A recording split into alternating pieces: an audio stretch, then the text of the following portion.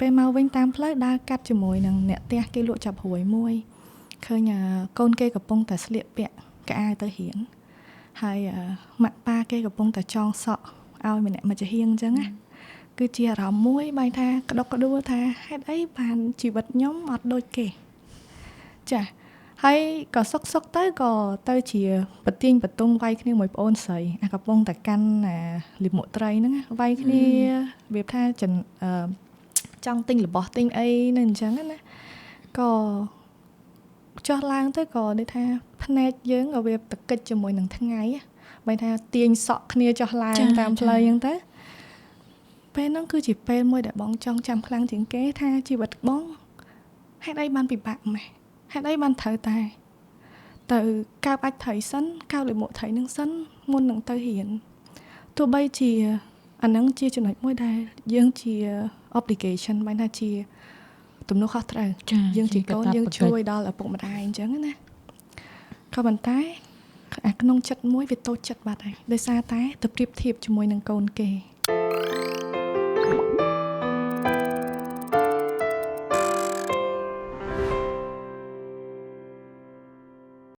ជីឡូបាជំនួយខួរក្បាលបង្កើនការចងចាំ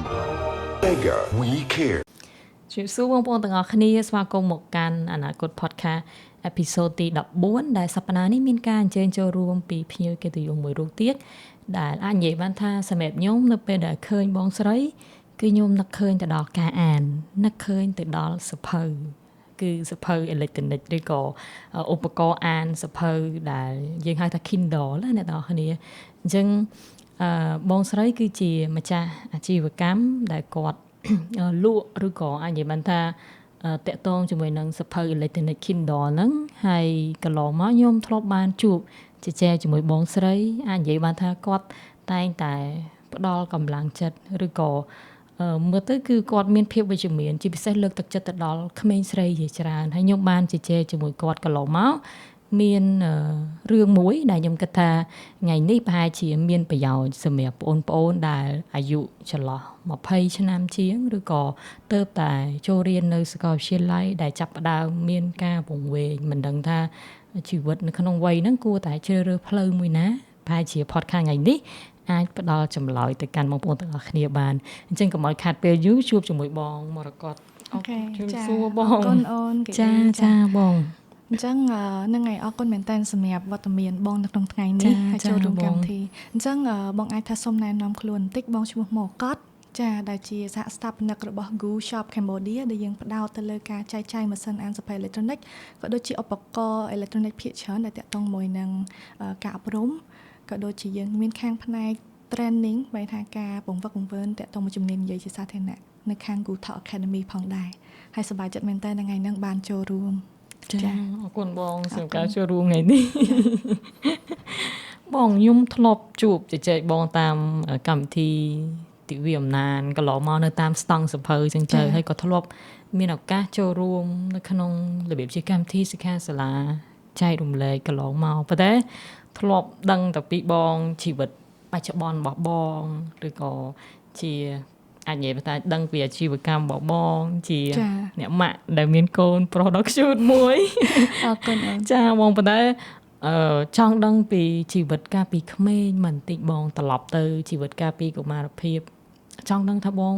អាចនិយាយមិនថាជាការចងចាំកាលពីក្មេងឬក៏ពីតូចមកបងស្រឡាញ់ចូលចិត្តទៅលើការអានឬក៏បែបណាដែរអូខេអាចចែកម្លែកបានអត់បងចាអរគុណច្រើនគិតលីនិយាយទៅវាអាចថាជាឱកាសមួយដែលឲ្យបងទៅនឹកឃើញពីអតីតកាលមួយចំនួនដែរពេលដែលអូនសួរណាព្រោះពីបងកើតមកគឺបងជាកូនស្រីច្បងអញ្ចឹងបងមានបងប្អូន3នាក់ចាអញ្ចឹងស្រីទាំង3អញ្ចឹងណាគ្រាន់តែនៅពេលដែលបងដោយសារតែជាកូនច្បងអាចថាអ្វីដែលប៉ាបងបរៀនគឺគាត់ព្យាយាមបរៀនឲ្យយើងចេះទាំងអស់ដូចជាកូនប្រុសអញ្ចឹងបូមទឹកធ្វើស្មៅកាប់អស់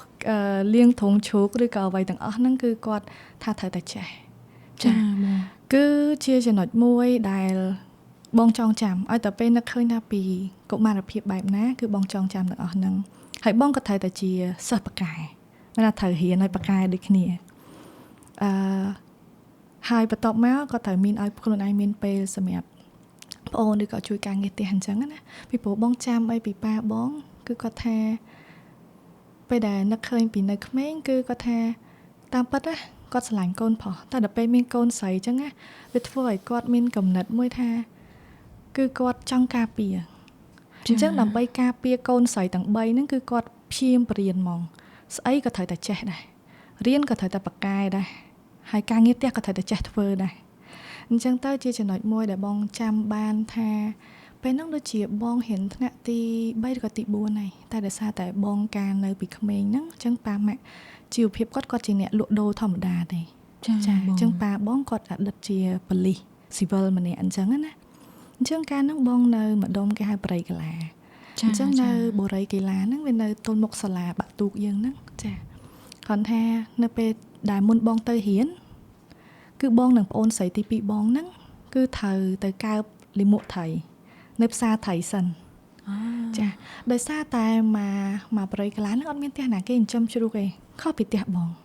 ចាអញ្ចឹងប៉ាបងគាត់ព្យាយាមក្រៅពីម៉ាក់គាត់លក់ដូរអីវ៉ាន់ចាប់រួយហ្នឹងហើយគឺគាត់ព្យាយាមចិញ្ចឹមជ្រូកនៅខាងក្រោយផ្ទះដើម្បីថាមានកាកអំបរកាកកាទៀវគេនៅចិត្តហ្នឹងឯងគឺយើងប្រមូលជាចំណីជ្រូកតែដោយសារតែគាត់នឹកឃើញថាគាត់ចេះតែរិះគិតណាថាធ្វើមិនដើម្បីចិញ្ចឹមជ្រូកហ្នឹងវាមានសុខភាពល្អហើយវាឆាប់ធំអីចឹងទៅអញ្ចឹងក៏គាត់នឹកឃើញគឺការទៅកើបអាចសុំតោះអាលីមួកត្រីហ្នឹងយកមកស្ងោរវាដើម្បីចេញខ្លាញ់ចេញជាតិហ្នឹងហើយយកមកលាយជាមួយចំណីដើម្បីឲ្យជ្រូកហ្នឹងគាត់ថាវាបរិភោគឬក៏អីចឹងទៅវាឆាប់ធំធាត់ចឹងទៅយើងអាចឆាប់លក់ឆាប់អីចឹងទៅអញ្ចឹងបានថា2អ្នកបងមុននឹងទៅរៀនគឺត្រូវទៅកើបលីមួកត្រីទាំងអស់ហ្នឹងហើយបងចាំបានថាពេលហ្នឹងបើសិនជាសួរថាពីអតីតកាលពីក្មេងវាបែបណាគឺបងចង់ចាំពេលហ្នឹងជាងគេបានថានៅពេលដែលយើងទៅកើបលីមួកត្រីហ្នឹងណាដោយសារតែបងហើយនឹងប្អូនស្រីបងសិតតែកើតមកថាជាអំណោយទានពីឪពុកម្ដាយជាបុណ្យកុសលយើងថាយើងមានរូបរាងស្អាតបាតអីចឹងដែរចាតែដល់ពេលទៅកើបចឹងទៅក៏មានអ្នកអ្នកលក់គាត់ថាអូនណាហែងមុខមាត់ស្អាតបាតទាំងបងប្អូនមិនបាយមកកើបអាចថៃចឹងគឺជាសំណួរមួយទៅកាន់កូនក្មេងម្នាក់ដែលបងគាត់ថាអាយុថា8 9ឆ្នាំចឹងពេលហ្នឹងគឺបងឆ្ងល់ខ្លួនឯងមិនចឹងមិនបានខ្ញុំត្រូវមកធ្វើរឿងហ្នឹងអញ្ចឹងពេលហ្នឹងគឺចេះតែសួរខ្លួនឯងអញ្ចឹងទៅរហូតដល់ថ្ងៃមួយបែរថាបានដើរកាត់ណាពីអ្នកបងប្អូនកាន់ណាស្បោងលាមកថៃហ្នឹងកើបហើយអញ្ចឹងទៅព្រោះដោយសារតែលាមកថៃហ្នឹងតែម៉ោង11ម៉ោង10កន្លះយើងត្រូវទៅហើយព្រោះអ្នកលក់គេឈប់លក់ស្មានហ្នឹងគឺប្រមូលបានអ្នកខ្លះក៏លក់យកលុយទៅអ្នកខ្លះក៏ឲ្យយើងឥតគិតថ្លៃអញ្ចឹងណាចាអញ្ចឹងក៏ដើរកាត់ពេលមកវិញតាមផ្លូវដើរកាត់ជាមួយនឹងអ្នកផ្ទះគេលក់ចាប់រួយមួយ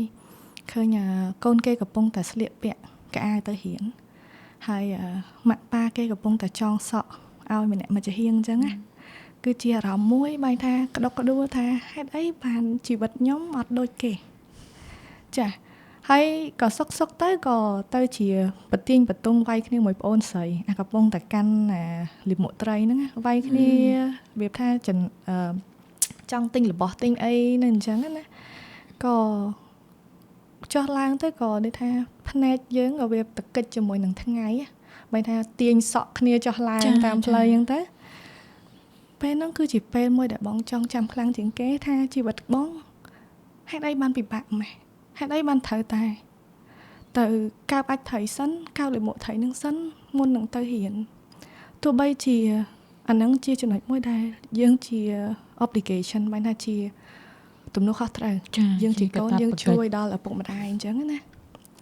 ក៏ប៉ុន្តែអាក្នុងចិត្តមួយវាតូចចិត្តបាត់ហើយដោយសារតែទៅប្រៀបធៀបជាមួយនឹងកូនគេអញ្ចឹងណាចាអញ្ចឹងជាចំណុចមួយដែលបងរៀនពីទូចមកគឺបងគ្រាន់តែប្រាប់ខ្លួនឯងពេលហ្នឹងថាខ្ញុំនឹងចង់ឲ្យខ្លួនឯងតស៊ូរៀនសូត្រហើយថ្ងៃណាមួយខ្ញុំក៏ចង់មានជីវភាពមួយដែលឲ្យកូនទៅរៀនបានដោយមិនចាំបាច់ទៅកាប់អាចថៃតែក្នុងជ្រុងហ្នឹងក៏បងអត់បានទៅបន្ទោសឪពុកម្ដាយបងបែបណាដែរពួកបងគិតថាពួកគាត់ក៏ចង់បានរបស់ដែលពិសេសបំផុតក៏ល្អបំផុតមកកាន់បងដែរតែប្រហែលជាដោយសារតែជីវភាពគ្រួសារគឺយើងប្រឹងបានតែប៉ុណ្ណឹងអញ្ចឹងជំហានបន្ទាប់ពេលហ្នឹងគឺជាចំណុចមួយដែលថាគេហៅថាដូចជា foundation ណាជាគ្រឹះដែលបងបានឲ្យខ្លួនឯងទៅរៀនថាខ្ញុំចង់ឲ្យខ្លួនឯងប្រសើរជាងហ្នឹងដើម្បីប្រសើរជាងហ្នឹងគឺមានអីក្រៅពីខំប្រឹងហើយនឹងបន្តរៀនសូត្រទៅមុខទៀត អញ្ចឹងដូចចាប់បានថាតាំងពីនងមកគឺប៉ាបងអត់ចាំបាច់ប្របាក់ទៅទឿនថាឲ្យយើងខំប្រឹងរៀនទេគឺដឹងតែត្រូវទៅខំហ្មងទោះបីជាសាលាភាសាអង់គ្លេសគាត់អត់មានថវិកាទៅបង់បន្តអញ្ចឹងណាចាគាត់ទៅរៀននៅខាងយេស៊ូយើងទៅខាងអង្គការខ្លះទៅរៀនពីគេអីខ្លះទៅធ្វើមិនឲ្យតែបានចេះរៀនរហូតដល់ឆ្នាំ2010គឺប៉ាម៉ាក់បងគាត់ចាប់ដើមបដូរពីនៅភ្នំពេញទៅនៅតាខ្មៅវិញចាអញ្ចឹងនៅតាខ្មៅហ្នឹងក៏វាជាបរិបទមួយដែលបងរៀនសូត្រពីខ្លួនឯងដែរបែរថាត្រូវចេះចាញ់ទៅបរៀនចាប់ដើមធ្វើការងារដំបូងគេហ្នឹងគឺចាប់ដើមចេះបរៀនដោយសារតែយើងបងរៀនពីភាសាអង់គ្លេសនៅភ្នំពេញទៅវារៀងគ្រាន់បាដែរអញ្ចឹងណាអញ្ចឹងពេលទៅដល់ខេត្តក៏អាចទៅប្រកួតកម្មវិធីអញ្ចឹងទៅបានអាហារូបករណ៍បានអីអញ្ចឹងទៅហើយនៅពេលដែលនឹកដល់ឆ្នាំ2010ហ្នឹងបងនៅតែនឹកដល់នឹកគុណមនុស្សម្នាក់ព្រោះបងចាំថានៅពេលដែលបងចូលទៅដល់ភ្លាមយើងបានប្រឡងជាប់អាហារូបករណ៍ហ្នឹងណាអញ្ចឹងអាហារូបករណ៍ជាធម្មតាគេឲ្យយើងតាមមួយឆ្នាំតែ 100% ចានៅខាងសាលាមួយនៅក្នុងខេត្តតាខ្មៅតែដល់ពេលដែលបងរៀនចប់ទៅក៏វាអត់តន់ចប់ធើមចាប៉ុន្តែបងត្រូវតែឈប់ពីព្រោះដោយសារតែជីវភាពគ្រួសារប៉ាម៉ាក់បងក៏ត្រូវបន្តឲ្យប្អូនបើបងនៅចង់រៀនតើប្អូនស្រីឈប់យ៉ាតែបើសិនជាបងអត់ឈប់បើបងឈប់អាហ្នឹងទៅប្អូនស្រីក៏អាចបន្តអញ្ចឹងណាអញ្ចឹងពេលហ្នឹងបងដឹងកូនមនុស្សម្នាក់ម្ដងថ្ងៃហ្នឹងគឺគ្រូប្រចាំថ្នាក់ហ្មងគាត់សុកចិត្តចេញលុយឲ្យយើងទៅបញ្ចប់ចាអញ្ចឹងទៅបងនឹកឃើញថាអាហ្នឹងគឺជាដំណាក់កាលទី2នៃមេរៀនដែលរៀនសូត្របានគឺការដឹងគុណទៅដល់គ្រូបរិញ្ញាទោះបីពេលខ្លះដូចជាមិនជាអ្នកស្គាល់គ្នាទេជាអ្នកដតីគ្រាន់តែជាគ្រូក៏ប៉ុន្តែគាត់ទទួលបានថាយើងចង់រៀនយើងចូលចិត្តរៀនហើយក៏ផឹងប្រែងអញ្ចឹងណាអញ្ចឹងទៅគាត់ក៏បានបងឲ្យរហូតដល់រៀនចប់ហើយបងបន្តទៀតដោយសារតែបង inspire ពីគាត់បងក៏បានឲ្យខ្លួនឯងទៅប្រឡងធ្វើគ្រូនៅសាលានឹងផ្ទាល់ហើយជាប់ Yes យ៉ាអញ្ចឹងគាត់គឺជាមនុស្សម្នាក់អ្នកគ្រូគាត់ឈ្មោះអ្នកគ្រូស៊ីណែតគាត់និយាយទៅគាត់មានទឹកចិត្តធំធេងគ្រាន់តែកូនសិស្សម្នាក់តែគាត់អាច support បងលើកទឹកចិត្តឲ្យបងអាចឲ្យខ្លួនឯងទៅប្រឡងធ្វើគ្រូហើយបន្ទាប់មកយើងធ្វើការគ្នាមួយគាត់អញ្ចឹងចាពេលហ្នឹងបងបរៀនបាន2ឆ្នាំតម្រាំតែបងឈប់ដោយសារតែត្រូវបន្តការសិក្សានៅសាកលវិទ្យាល័យដល់តែ2ក្នុងពេលតែមួយអញ្ចឹងណាចាអញ្ចឹងអានេះបានថាជា recap តិចតួចនៃរូបរាងពីការកុមារភាពបងជឿជាក់ថាឪពុកម្ដាយបងផ្ទាល់គាត់ប្រហែលជាក៏មិនចង់ឲ្យបងពិបាកឬក៏កូនមួយណាពិបាកដែរតែដូចតមុខជាមួយនឹងឪពុកម្ដាយដទៃទៀតអញ្ចឹងបងជឿជាក់ថាអញ្ចឹងក៏ប៉ុន្តែជីវភាពប្រចាំថ្ងៃវាជាផ្នែកមួយដែរចាគ្រាន់ថាអ្វីមួយដែលបងនៅតែ appreciate ហើយមានអំណរអរគុណជាមួយនឹងគឺអាការលំបាកទាំងអស់ហ្នឹងបានបរៀនឲ្យបងចេះឲ្យតម្លៃមនុស្សចេះស្គាល់ពីដំណាក់កាលនៃការងារមុននឹងបានលទ្ធផលប៉ុណ្នេះប្រហែលជាមនុស្សម្នាក់គាត់បានឆ្លងកាត់រឿងអីគេខ្លះអញ្ចឹងយើងចេះ appreciate ពួកគាត់នៅអីដែលជាគាត់អញ្ចឹងណាអញ្ចឹងក៏បងមើលឃើញទៅវិញថាពីលទ្ធផលដែលបងអាចដឹកនាំមនុស្សអាចទៅបង្កើតអ្វីមួយមកដល់សប្តាហ៍ថ្ងៃនេះក៏ដោយសារតែកុមារភាពដែលយើងធ្លាប់បានឆ្លងកាត់ទាំងអស់នោះដែរចាបងខ្ញុំតាមពិតអារម្មណ៍ខ្ញុំពេលស្គាល់បងជួបបងអត់គិតថាជីវិតពីក្មេងបងពិបាកអញ្ចឹងខ្ញុំគិតថាប្រហែលជាបងជាកូនអ្នកធូធាមួយអីចឹងទៅអត់ណែដឹងពីសាច់រឿងទាំងអស់ហ្នឹងហើយដោយសារតែព្រឹកមិញខ្ញុំជួបជជែកជាមួយភ្ញៀវម្នាក់ទៀតសាច់រឿងគាត់ស្តៀងបងដែរគាត់ជាកូនច្បងក្នុងគ្រួសារហើយខ្វះខាតទៅលើការរៀនតាំងតែពីតូចតស៊ូប៉ុន្តែខ្ញុំសង្កេតមើលចំណុចមួយដែលបងមានដូចគាត់ដែរហ្នឹងគឺមានអារម្មណ៍ថាយើងមានភាពចាស់ទុំតាំងតែពីក្មេងព្រោះដូចពេលបងនិយាយមិនចឹងថាទៅកើបលិមួកត្រី ដំបូងទៅកើបដែលយើងជាក្មេងយើងអត់តន់យល់ថាមិនទេប៉ុន្តែថ្ងៃមួយនៅពេលយើងក៏លេចឃើញក្មេងម្នាក់ទៀតប្រហែលយើងគេលាកពាក់ស្អាតបាតគេទៅរៀនអីយើងចាប់ផ្ដើមមានអាសំណួរមួយសួរលោកណាជួយខ្ញុំមិនត្រូវមកធ្វើការងារនឹងសិនមុននឹងទៅសាលារៀនតែក៏មិនដោះទំនួលខុសត្រូវមួយថា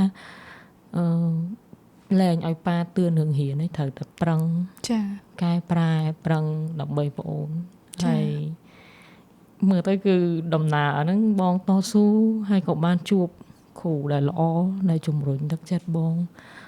អញ្ចឹងពីពេលហ្នឹងចប់ដល់វិទ្យាល័យបងមែនទេចាពេលហ្នឹងបងចប់វិទ្យាល័យភ្លាមបងបានប្រឡងជាប់ធ្វើគ្រូភ្លាមអញ្ចឹងចាបងតែដោយសារបងឈប់នៅពេលឆ្នាំទី1ហ្នឹងដោយសារពេលហ្នឹងគឺមានការចង់បានផ្សេងកើតឡើងជាការចង់បានជាការបង្កើតក្លឹបសិស្សមួយនៅខាងសាកលវិទ្យាល័យអញ្ចឹងដល់ពេលអាការចង់បង្កើតហ្នឹងវាទាញពេលវេលាអត់អាចទៅឲ្យខ្លួនឯងទៅផ្ដោតនៅក្នុងការបរៀនសិស្សណាអញ្ចឹងពេលហ្នឹងដូចជាបងសម្រេចចិត្តថាបងត្រូវតែត្រប់បើមិនត្រប់ការងារគឺត្រប់សាលាមួយទើបយើងអាចទៅបង្កើតកន្លែងហ្នឹងបានគាត់ថានៅក្នុងសាច់រឿងកន្លែងហ្នឹងអាចថាដោយសារក្នុងពេលដែលបងឆ្នាំទី1ហ្នឹងវាមានរឿងជាច្រើនកើតឡើងក្នុងពេលតែមួយដែរអញ្ចឹងបើសិនជាមើលឲ្យស៊ីជម្រៅទៅវាជាដំណាក់កាលមួយដែលថាវារៀងពិបាកទទួលយកដែរដោយសារតែការនោះនៅក្មេងអាយុតាំតា21ឆ្នាំអញ្ចឹងពេលនោះដោយសារតែបរិបទវាត្រូវផ្លាស់ប្ដូរប៉ាម៉ាក់បងពួកគាត់ត្រូវចែកផ្លូវគ្នាមានដើរតាមផ្លូវរៀងៗខ្លួនអញ្ចឹងណាអញ្ចឹងទៅវាជាដំណាក់កាលមួយដែលថាតើបងជ្រើសរើសឲ្យខ្លួនឯងជាមនុស្សបែបណាជាមនុស្សដែលមានទំនួលខុសត្រូវមួយគ្រួសារមួយនឹងខ្លួនឯងឬក៏ឲ្យវាផ្ដាច់ផ្ដោយទៅតាមហ្នឹងទៅអញ្ចឹងពេលហ្នឹងគឺជាពេលមួយដែលបងហ៊ានជ្រើសរើសចាបងគិតថាមនុស្សម្នាក់គាត់តែងតែមានអាពេលវេលាមួយគេហៅថាដូចមុនហ្នឹងដែលកិច្ចលី mention the quarter crisis ចាបង វា happen មិនថាវាកើតឡើងទៅតាមជីវិតបែបផែនមួយអញ្ចឹងណាគាត់ថាបងក្នុងកន្លងពេលអាយុ21ឆ្នាំហ្នឹងគឺជាពេលវេលាដែលពិបាកបំផុតចាបងខ្ញុំចង់កាត់បងបន្តិចអញ្ចឹងមានន័យថាបងទៅរស់នៅតែខ្មៅខំបន្តរៀនរហូតក៏មានការងារធ្វើជាគ្រូបរិញ្ញាអីហើយចាជីវភាពគ្រួសារយើងគាត់បានតិចហ្មងបងអីគាត់អាចរៀនអីបានហើយចាក្រោយមកបានម៉ាក់ប៉ាគាត់ចែកផ្លូវគ្នាចាបើថាពេលនោះដូចជាខ្ញុំរៀនឆ្នាំទី1នៅខាងសាលាវិទ្យាស្ថានមួយចាអញ្ចឹងណាចាហើយដល់ពេលប្អូនស្រីគាត់ដូចជាតាមរៀនថ្នាក់ទី9ទី10ទេនៅវិទ្យាល័យនៅខាងតាខ្មៅហ្នឹងអញ្ចឹងដូចជាជីវភាពពួកយើងដូចជាអត់អីបែរថាវាមិនអត់តែគ្រាន់តែវាមកល្មមចាហើយពេលហ្នឹងដូចជាខ្ញុំក៏ធ្វើការផងរៀនផងអញ្ចឹងអាចព្យាយាមរ៉ាប់រងខ្លួនឯងខ្លះតែគ្រាន់តែកន្លងពេលដែលវាពិបាកបំផុតហ្នឹងគឺខ្ញុំត្រូវតែត្រប់សាលាដើម្បីខ្ញុំទៅធ្វើការ full time ខ្ញុំចាំបានថាពេលហ្នឹងគ្រូមុខវិជ្ជាខ្ញុំមួយគាត់បានលេងសើចដាក់យើងនៅក្នុងថ្នាក់គាត់ថាហើយហ៊ានគណនេយ្យសុកមិនបានទៅធ្វើការកន្លែងសបាយដោយសារពេលហ្នឹងគឺខ្ញុំត្រូវត្រប់សាលា AFL មួយដើម្បីទៅធ្វើការពេញម៉ោងនៅខាងក្រុមហ៊ុននាំចូលកុនពីបរទេសចូលខ្មែរចាខាង Westic Media អញ្ចឹងដោយសារការងារហ្នឹងគឺតម្រូវការយើងធ្វើ full time អញ្ចឹងខ្ញុំត្រូវដូរទៅរៀនជំនាញរបស់ខ្ញុំហ្នឹងនៅពេលយប់វិញពេលហ្នឹងខ្ញុំចាំបានថាគ្រូគាត់គាត់ប្រហែលជាគាត់ដោយសារតែគាត់ដឹងតែគាត់មានសំណួរបែបហ្នឹងអញ្ចឹងណានៅក្នុងថ្នាក់ដោយសារតែខ្ញុំត្រូវប្រឈមនៅមុខមិត្តភ័ក្តិដទៃទៀតអញ្ចឹងវាជាសំណួរមួយដែលធ្វើឲ្យមានការចងចាំគាត់ថាឯងរៀនជំនាញនេះមិនបានទៅធ្វើការងារកន្លែងសบายអញ្ចឹងតែខ្ញុំពេលហ្នឹងខ្ញុំក៏បានគាត់ណាជាចែកម្លែកទៅគាត់ថាលោកគ្រូនៅនោះខ្ញុំកាន់ number estimation ខ្ញុំកាន់ budget forecast ខ្ញុំកាន់ក្តោប ជាមួយនឹងការមិនថាហមតារឿងនាំចូលមកក្នុងស្រុកខ្មែរវាត្រូវឆ្លងកាត់ estimation GBO ជាមួយនឹងខាង studio ខាងក្រៅបែបណាខ្លះយើងចរចាជាមួយនឹងខាងហុងកុននៅស្រុកខ្មែរបែបណាខ្លះទំហំតែយើងអាចបញ្ចេញរឿងហ្នឹងមកអញ្ចឹងណាអញ្ចឹងទៅក៏វាជាផ្នែកមួយពេលខ្លះជាការប្រឈមសំណួររបស់មនុស្សមួយចំនួនដែលគាត់អត់ដឹងពីដំណើរហេតុអីបានយើងត្រូវធ្វើអញ្ចឹងបើសិនជាមានជំរើសខ្ញុំគិតថាពេលហ្នឹងខ្ញុំក៏អត់ទៅឈប់រៀននៅ AFL ទៅធ្វើការពេញម៉ោងដែរក៏ប៉ុន្តែដោយសារតែក្នុងកន្លងពេល2000អីដែលបងចាំគឺក្នុងឆ្នាំ2013ហ្នឹងគឺប៉ាម៉ាក់បងគាត់ក៏ចែកផ្លូវគ្នារៀងខ្លួនអញ្ចឹងទៅអញ្ចឹងជីវភាពគ្រួសារក៏ដូចជាការបងប្រាក់សាលាអីពួកគាត់ក៏សម្រួលហើយបងក៏ព្យាយាមទៅជួយសម្រួលពុកម្ដាយដែរព្រោះជាធម្មតាគ្រួសារមួយដែលបែកបាក់គ្នាវាដូចជាការកកើតមកសារឡើងវិញអញ្ចឹងពេលហ្នឹងវាពិបាកទទួលយកហើយពេលហ្នឹងឯងដែលធ្វើឲ្យបងតែងតែនៅពេលដែលបងជួបក្មេងៗឬក៏ប្អូនៗណាដែលគាត់ល្អថាប៉ាម៉ាក់ចេះទេហាយញ៉ាំបាយឬក៏ប៉ាម៉ាក់ចេះតែល្អថាមិនកាលណាដល់ផ្ទះអញ្ចឹងណាបងក៏បានទៅចែកម្លែកមួយគាត់ខ្លីៗថាពេលខ្លះយើងគួរតែស្ដាយសំណោះពេលវេលាហ្នឹងណាដែលយើងបានទៅដល់ផ្ទះញ៉ាំបាយមួយនឹងប៉ាម៉ាក់តោះថ្ងៃណាមួយដែលយើងទៅដល់ក្នុងផ្ទះហ្នឹងហើយគឺលែងមានពួកគាត់នៅជុំគ្នាគឺជាអារម្មណ៍មួយដែលពិបាកមែនតើអញ្ចឹងនៅក្នុងពេលហ្នឹងខ្ញុំតាមឆ្នាំទី1ដែរអញ្ចឹងបែរថាយើងត្រូវទៅធ្វើការសម្រេចចិត្តត្រូវឈប់ពីសាលាមួយមកបដោតធ្វើការងារ full time ហើយត្រូវឲ្យខ្លួនឯងជ្រើសរើសថាតើនៅពិបាកចិត្តដោយសារឪពុកម្ដាយរឿងគ្រួសារឬក៏ត្រូវមកឲ្យខ្លួនឯងលើកទឹកចិត្តដើម្បីបន្តទៅអភិវឌ្ឍខ្លួនដើម្បីដើរទៅមុខទៀតអញ្ចឹងណាអាហ្នឹងគឺជាដំណាក់កាលដែលពិបាកគ្រាន់តែនៅពេលដែលខ្ញុំរៀនគឺខ្ញុំនៅតែស្រឡាញ់memory បែរថាការចងចាំមួយនៅសាលារៀនណាដោយសារវាជាផ្នែកមួយដែលបរិញ្ញាខ្ញុំបានធំបំផុតអាហ្នឹងបែរថាបើសិនជាយើងនិយាយអំពីសង្ខេបអាយុ30ឆ្នាំហ្នឹងដំណាក់កាលធំណាខ្លះដែលបរិញ្ញាគឺនៅទូចបរិញ្ញាមួយចាដំណាក់កាលអាយុ20ទៅ21ឆ្នាំដែលពិបាកបំផុតហ្នឹងគឺបរិញ្ញាមេរៀនធំមួយទៀតដែរអញ្ចឹងពេលហ្នឹងខ្ញុំចាំបានថានៅក្នុងឆ្នាំ2013ខ្ញុំបានទទួលបានព័ត៌មាននៅក្នុងសាលាគាត់បានលើកទឹកចិត្តឲ្យកូនសិស្សទាំងអស់គ្នាហ្នឹងទៅបើក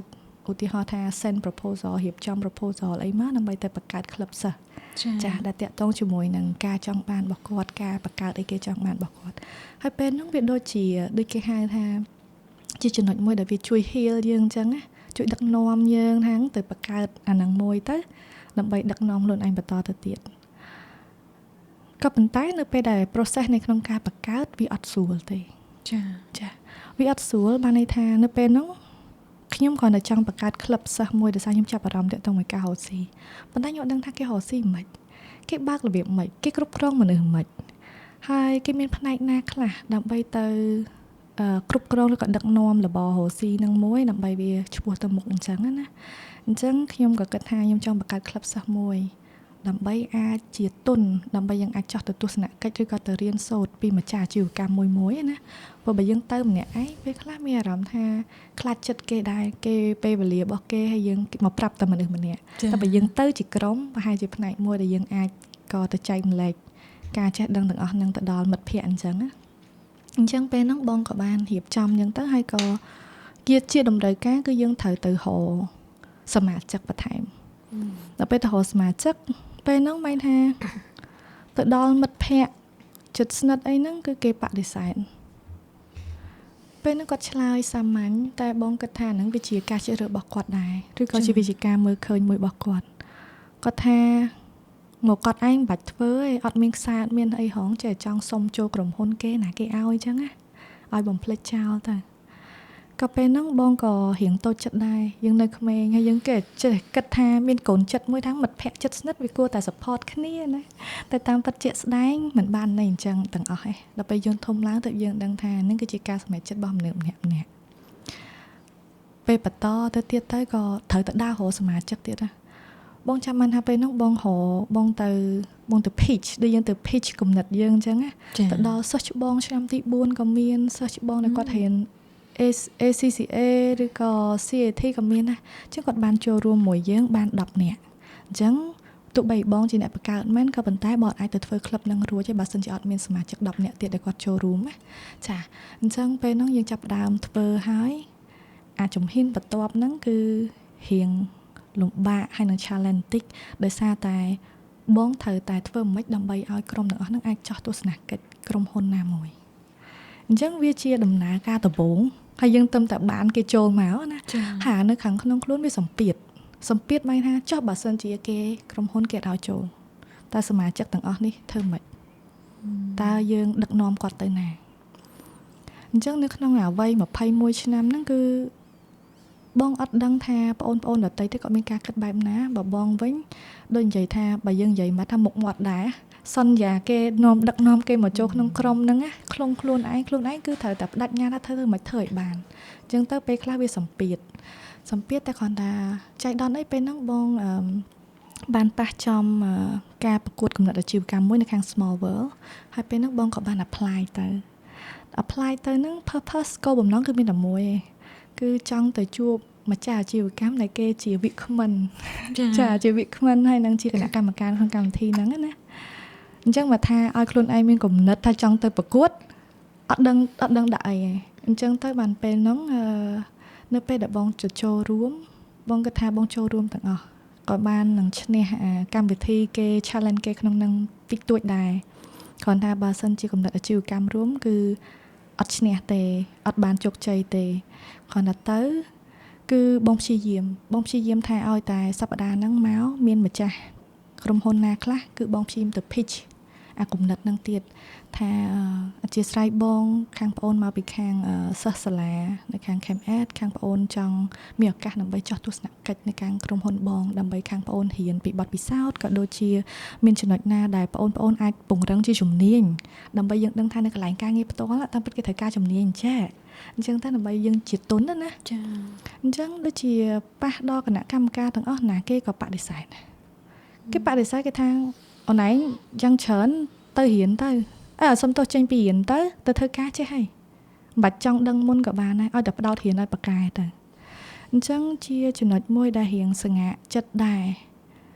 ហើយសម្ពាធគឺធ្វើម៉េចដើម្បីឲ្យយើងបានទៅដល់កន្លែងទស្សនកិច្ចហ្នឹងពួកសាលាគេបានជឿទុកចិត្តយើងហើយថាយើងចង់ទៅបង្កើតក្លឹបគេជុំឆែងប៉ុន្តែគេមិនមកធ្វើហត់ដើរ proposal អញ្ចឹងឲ្យយើងទេយើងអ្នកទៅធ្វើដោយខ្លួនឯងអញ្ចឹងណាអញ្ចឹងក៏ពេលហ្នឹងបងនៅតែបន្តទៀតទោះបីបងមិនឈ្នះអីក៏យើងតែបន្តទៀតដល់ថ្ងៃចុងក្រោយនៃបិទកម្មវិធីណាមិនថាគេបិទវាអីអញ្ចឹងក៏មានគណៈកម្មការផ្សេងទៀតគាត់ជាម្ចាស់អាជីវកម្មផ្សេងទៀតអញ្ចឹងទៅក៏បងនៅតែទៅ pitch អញ្ចឹងទៅជំរាបប្រាប់គាត់តាក់ទងមកគោលបំណងដែលបង្កើតក្លឹបហ្នឹងហើយក៏សូមការអនុញ្ញាតដើម្បីចោះទៅទស្សនកិច្ចនៅក្នុងក្រុមហ៊ុនគាត់អញ្ចឹងណាអញ្ចឹងគេ no រហូតដល់គណៈកម្មការចុងក្រោយ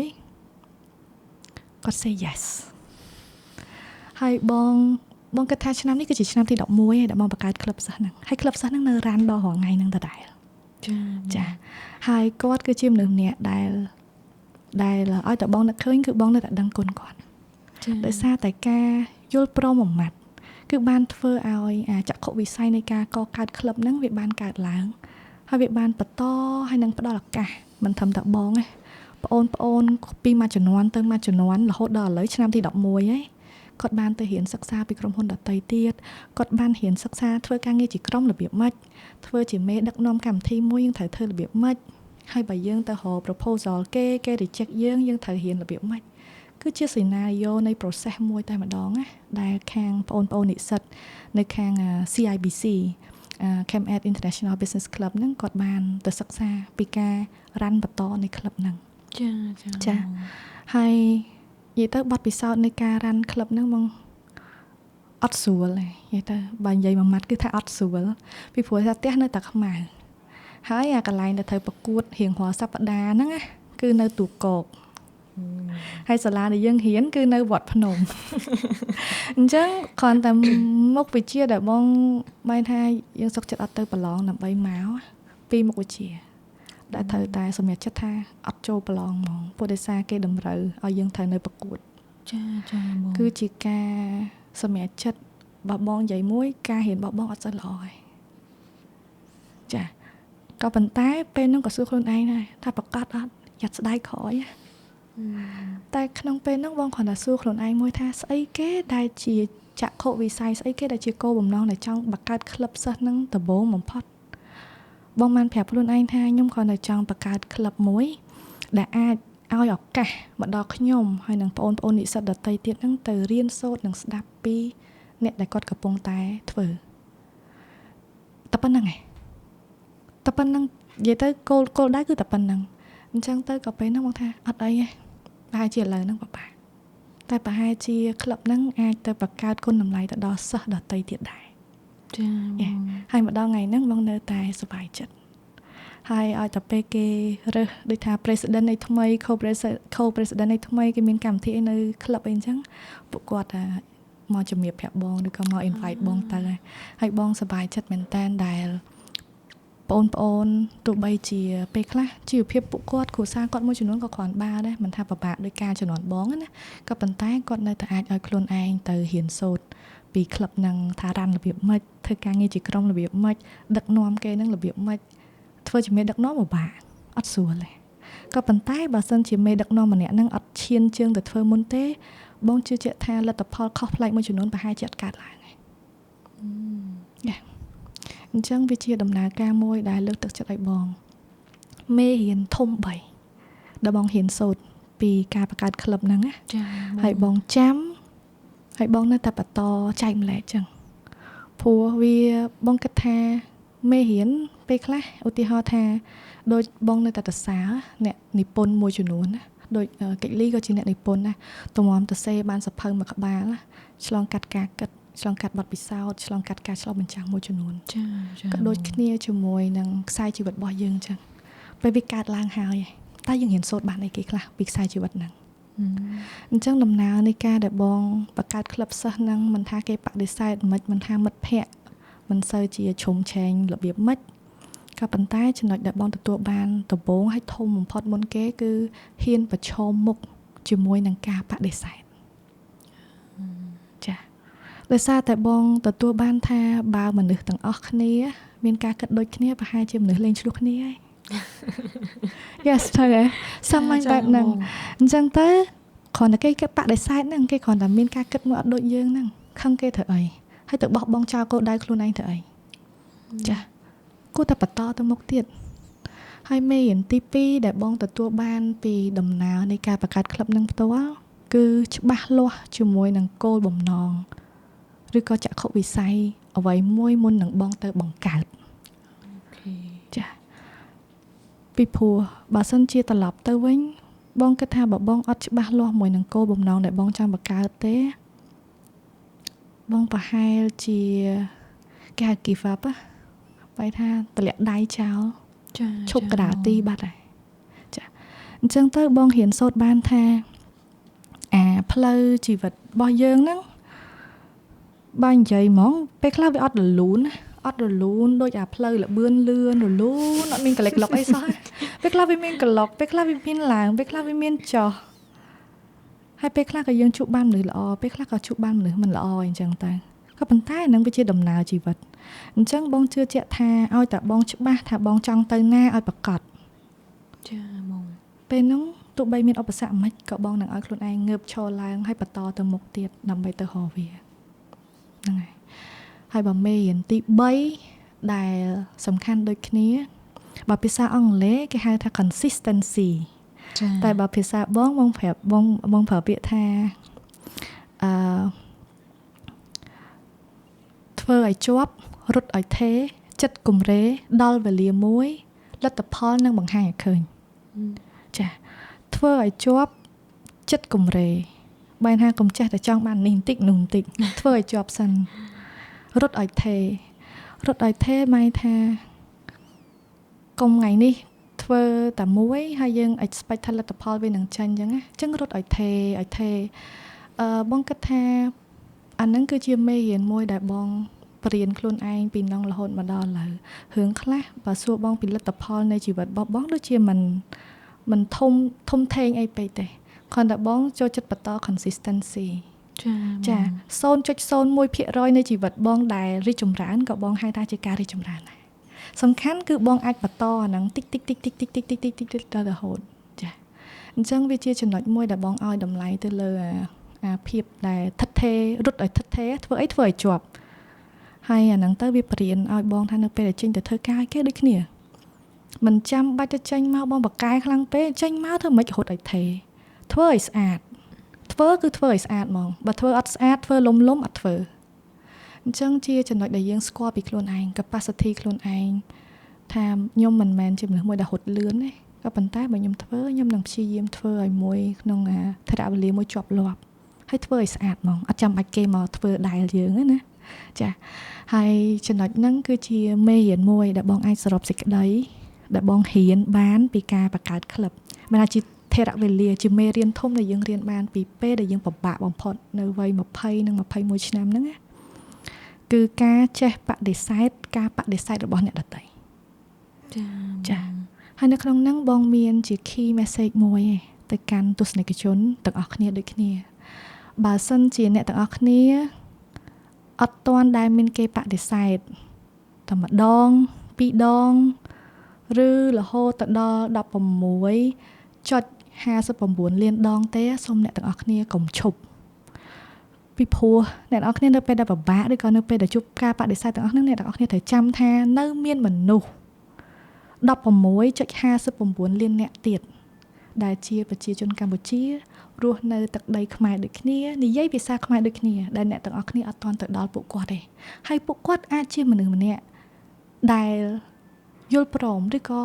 ជឿជាក់ទៅលើចក្ខុវិស័យឬក៏គោលបំណងដែលយើងចង់បង្កើតណាចឹងមិនតាបោះបង់អីតែមកគេបដិសេធ10ឬក៏20នាក់ឬក៏30នាក់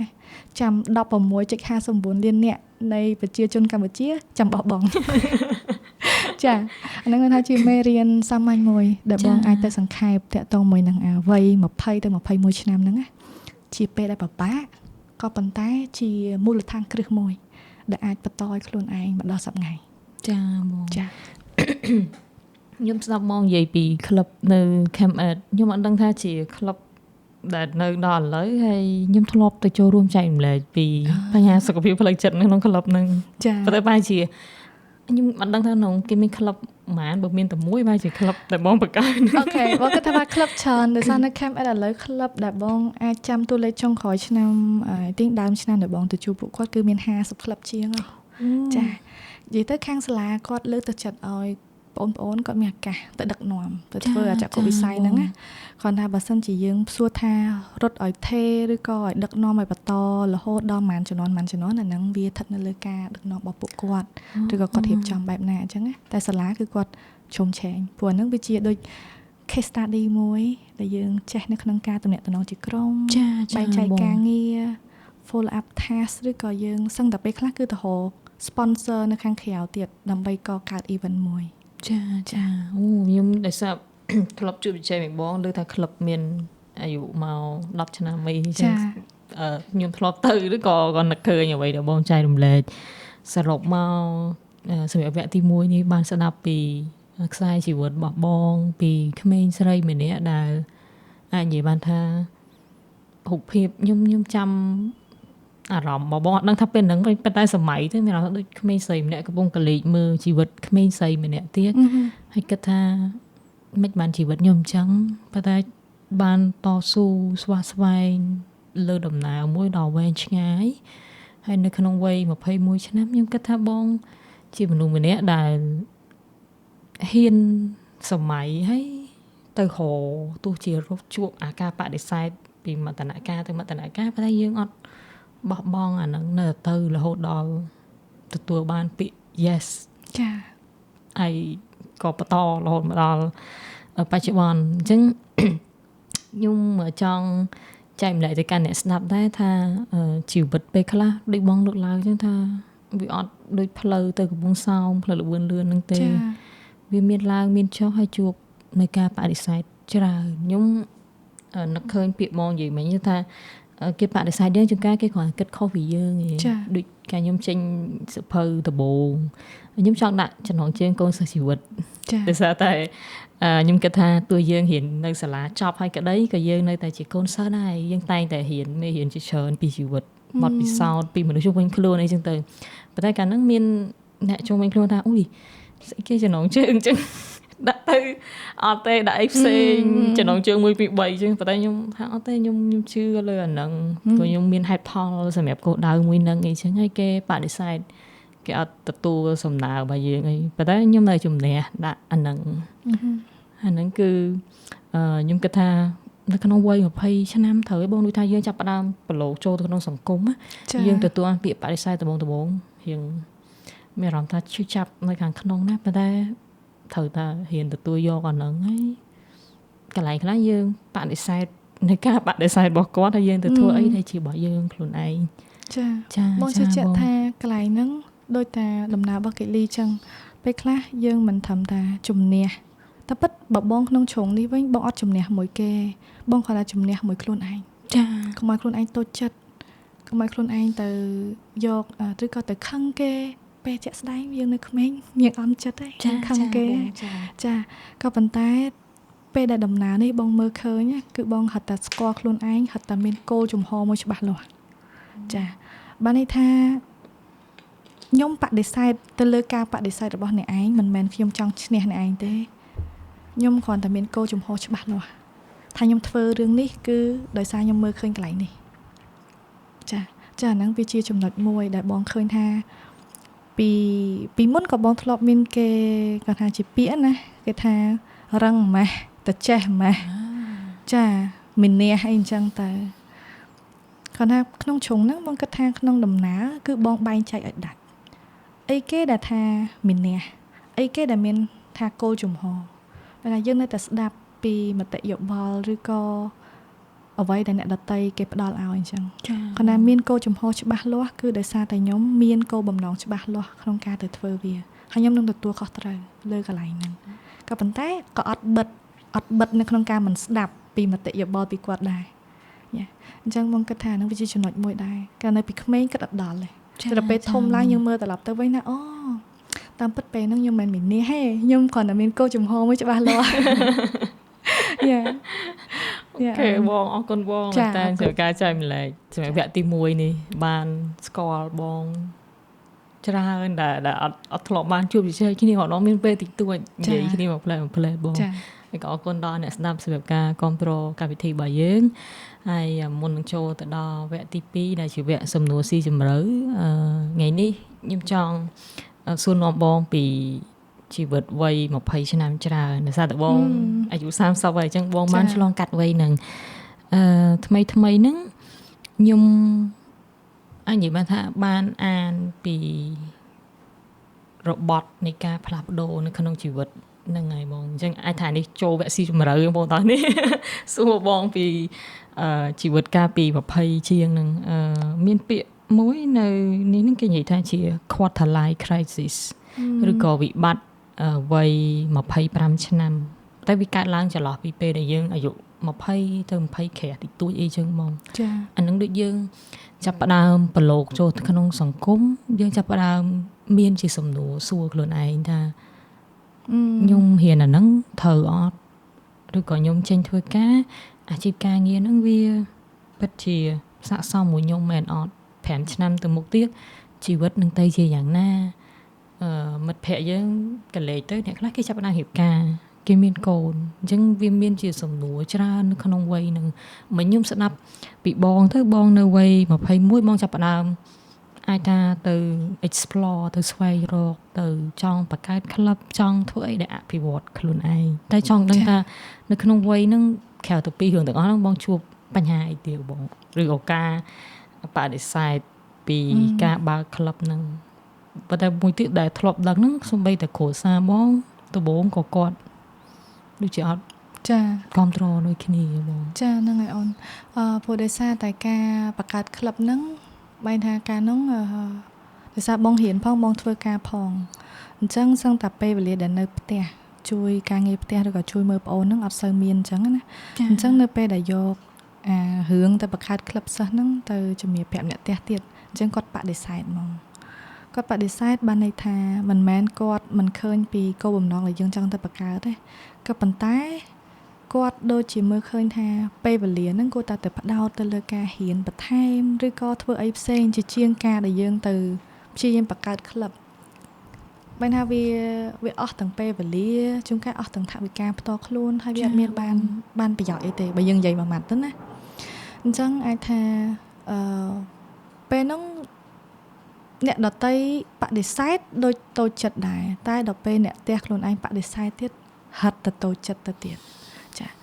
ក៏ប៉ុន្តែជាជាងជាមួយនឹងការតូចចិត្តពេលហ្នឹងក៏បងព្យាយាមជំនះណាមិនថាហ្នឹងគឺធ្វើដោយអត់ឲ្យអ្នកផ្ទះដឹងទេចាព្យាយាមទៅថាធ្វើមិនអីមិនថាឥឡូវខុសត្រូវអីខ្ញុំនឹងទទួលខុសត្រូវកន្លែងហ្នឹងអញ្ចឹងទៅពេលមើលមកវិញក៏ពេលហ្នឹងបែរថាបងក៏អត់ដឹងច្បាស់ថាអ្វីដែលបងធ្វើហ្នឹងវាត្រូវឬក៏ខុសដែរគ្រាន់តែចំណុចមួយដែលដឹងគឺអ្វីដែលបងទៅធ្វើគឺមិនមែនបានតែប្រយោជន៍បងទេគឺជាការចង់ឲ្យទាំងអស់គ្នាឬក៏មនុស្សផ្សេងមនុស្សជុំវិញយើងរីកចម្រើនដែរអញ្ចឹងក៏វាជាចំណុចមួយដែលបងជឿជាក់ថាសមាជិកផ្សេងដែលគាត់មើលឃើញហើយគាត់នៅបន្តមកដល់សប្តាហ៍ថ្ងៃហ្នឹងដោយសារតែបងអត់បានផ្ដោតលើប្រយោជន៍រួមគឺផ្ដោតទៅលើប្រយោជន៍អ្នកដទៃក៏ជាធំនៅក្នុងហ្នឹងអញ្ចឹងណាអញ្ចឹងក៏ជាគេហៅថាកម្លាំងចិត្តមួយដែលទៅ overcome បែរថាទៅជំនះទៅលើការបដិសេធរបស់អ្នកផ្ទះឬក៏ទាំងអារម្មណ៍តូចចិត្តរបស់ខ្លួនឯងហ្នឹងខណៈនៅក្នុងវ័យ24-25ឆ្នាំហ្នឹងបងមានរឿងផ្សេងទៀតដែលបរៀនបងឲ្យស្គាល់ពីខ្លួនឯងបងគាត់ថាសំណួរមិញដែលលីសួររឿងថាខ្ញុំចេះអីប្រកាសជំនាញនេះខ្ញុំយកទៅធ្វើអីខ្ញុំជាណាគេចាជាសំណួរដែលបងក៏សួរខ្លួនឯងដែរជារឿយកាលពីពេលហ្នឹងដោយសារតែបងរៀបការនៅក្នុងអាយុ24 ជិត25ឆ្នាំចាអញ្ចឹងពេលហ្នឹងនៅពេលដែលបងរៀបការហ្នឹងគឺបងបានបង្កើត business មួយមិនថាជា food cafeteria បើយើងនិយាយមើលថា cafeteria មិនថាជាកន្លែងដែលយើងមានតូបជួលឲ្យអ្នកលក់ដតីទៀតគាត់មកលក់អញ្ចឹងទៅដើម្បីសិស្សសាលាឬក៏អ្នកនៅជុំវិញហ្នឹងគាត់មកទិញអញ្ចឹងណាតែវាយថាហេតុអីវាអត់ដើរចាអញ្ចឹងនៅពេលដែលវាអត់ដើរវាធ្វើឲ្យខាតទុនខាតប្រាក់ខាតពេលវេលាហើយបងចាំថាពេលហ្នឹងបងកាយហើយណាដោយសារតែពីបងកុសលនិយាយទៅបងនៅតែសើហើយនឹងទឹកចិត្តបែរថាគាត់ស្រឡាញ់យើងនៅពេលដែលយើងពិបាកបំផុតនៅពេលហ្នឹងព្រោះដោយសារអាជីវកម្មវាអត់ដើរហើយពេលហ្នឹងគាត់មកឃើញបងគឺមកឃើញបងកំពុងតែលាងបន្ទប់ទឹកចាអញ្ចឹងដោយសារតែដើម្បីកាត់បន្ថយបុគ្គលិកកុំឲ្យចំណាយច្រើនអញ្ចឹងយើងជាម្ចាស់យើងលាងទៅបន្ទប់ទឹកហ្នឹងអីអញ្ចឹងណាខ្ញុំគិតថាវាអត់អីព្រោះយើងកាលពីទូចយើងធ្លាប់លាងធុងឈូកដែរអញ្ចឹងវាជាធម្មតាគាត់ថាយើងបកកើអនាម័យទៅអញ្ចឹងណាអញ្ចឹងទៅក៏គាត់រៀបការក្នុងគោលបំណងក៏គាត់ចង់មកជួយ support យើងដែរដើម្បីបន្តទៅមុខទៀតអីយ៉ាងណាក៏ប៉ុន្តែវាយថាហេតុអាជីវកម្មហ្នឹងវាអត់អាចដំណើរការទៅមុខបានពេលហ្នឹងដូចជាបងនៅត្រាំថែងបែរថានៅចង់ថាគួរតែរកកលឹះមួយដើម្បីវាដើរឡើងវិញហើយមានអាកូនចិត្តមួយថាមិនបានអត់ដើរឬក៏ចំណុចបែបណាដោយសារតែចំណុចខ្វះខាតយើងមើលទៅលើទីផ្សារឬក៏តម្រូវការកន្លែងណាបានជាធ្វើឲ្យយើងមានកំហុសកន្លែងហ្នឹងអញ្ចឹងណាចំណុចរឿងមួយដែលបងពេលហ្នឹងសម្រាប់ចិត្តផាំងហ្មងថាបិទគឺនៅពេលហ្នឹងបងកសលគាត់ចតឡាននៅពីក្រុមពីមុខកន្លែងហាងបែរថាបងសុកចិត្តទៅជួលផ្ទះគេនៅខាងមុខកន្លែងហាងហ្នឹងហ្មងដើម្បីឲ្យងាយស្រួលទៅលក់ហើយយប់ឡើងពីអ្នកប្តីពុនជីឡានទៅទិញបន្លែការ៉ុតទិញប៉មទិញអីចឹងដើម្បីយកមកគៀបទឹកបែរថាដល់ពេលជួល space អត់មានគេជួលចឹងយើងមិនត្រូវទៅបង្កើតមុខរបរដើម្បីមកមានកន្លែងហ្នឹងអញ្ចឹងបងត្រូវតែគៀបទឹកផ្លែឈើងើពីបលឹមអីចឹងទៅហើយដឹក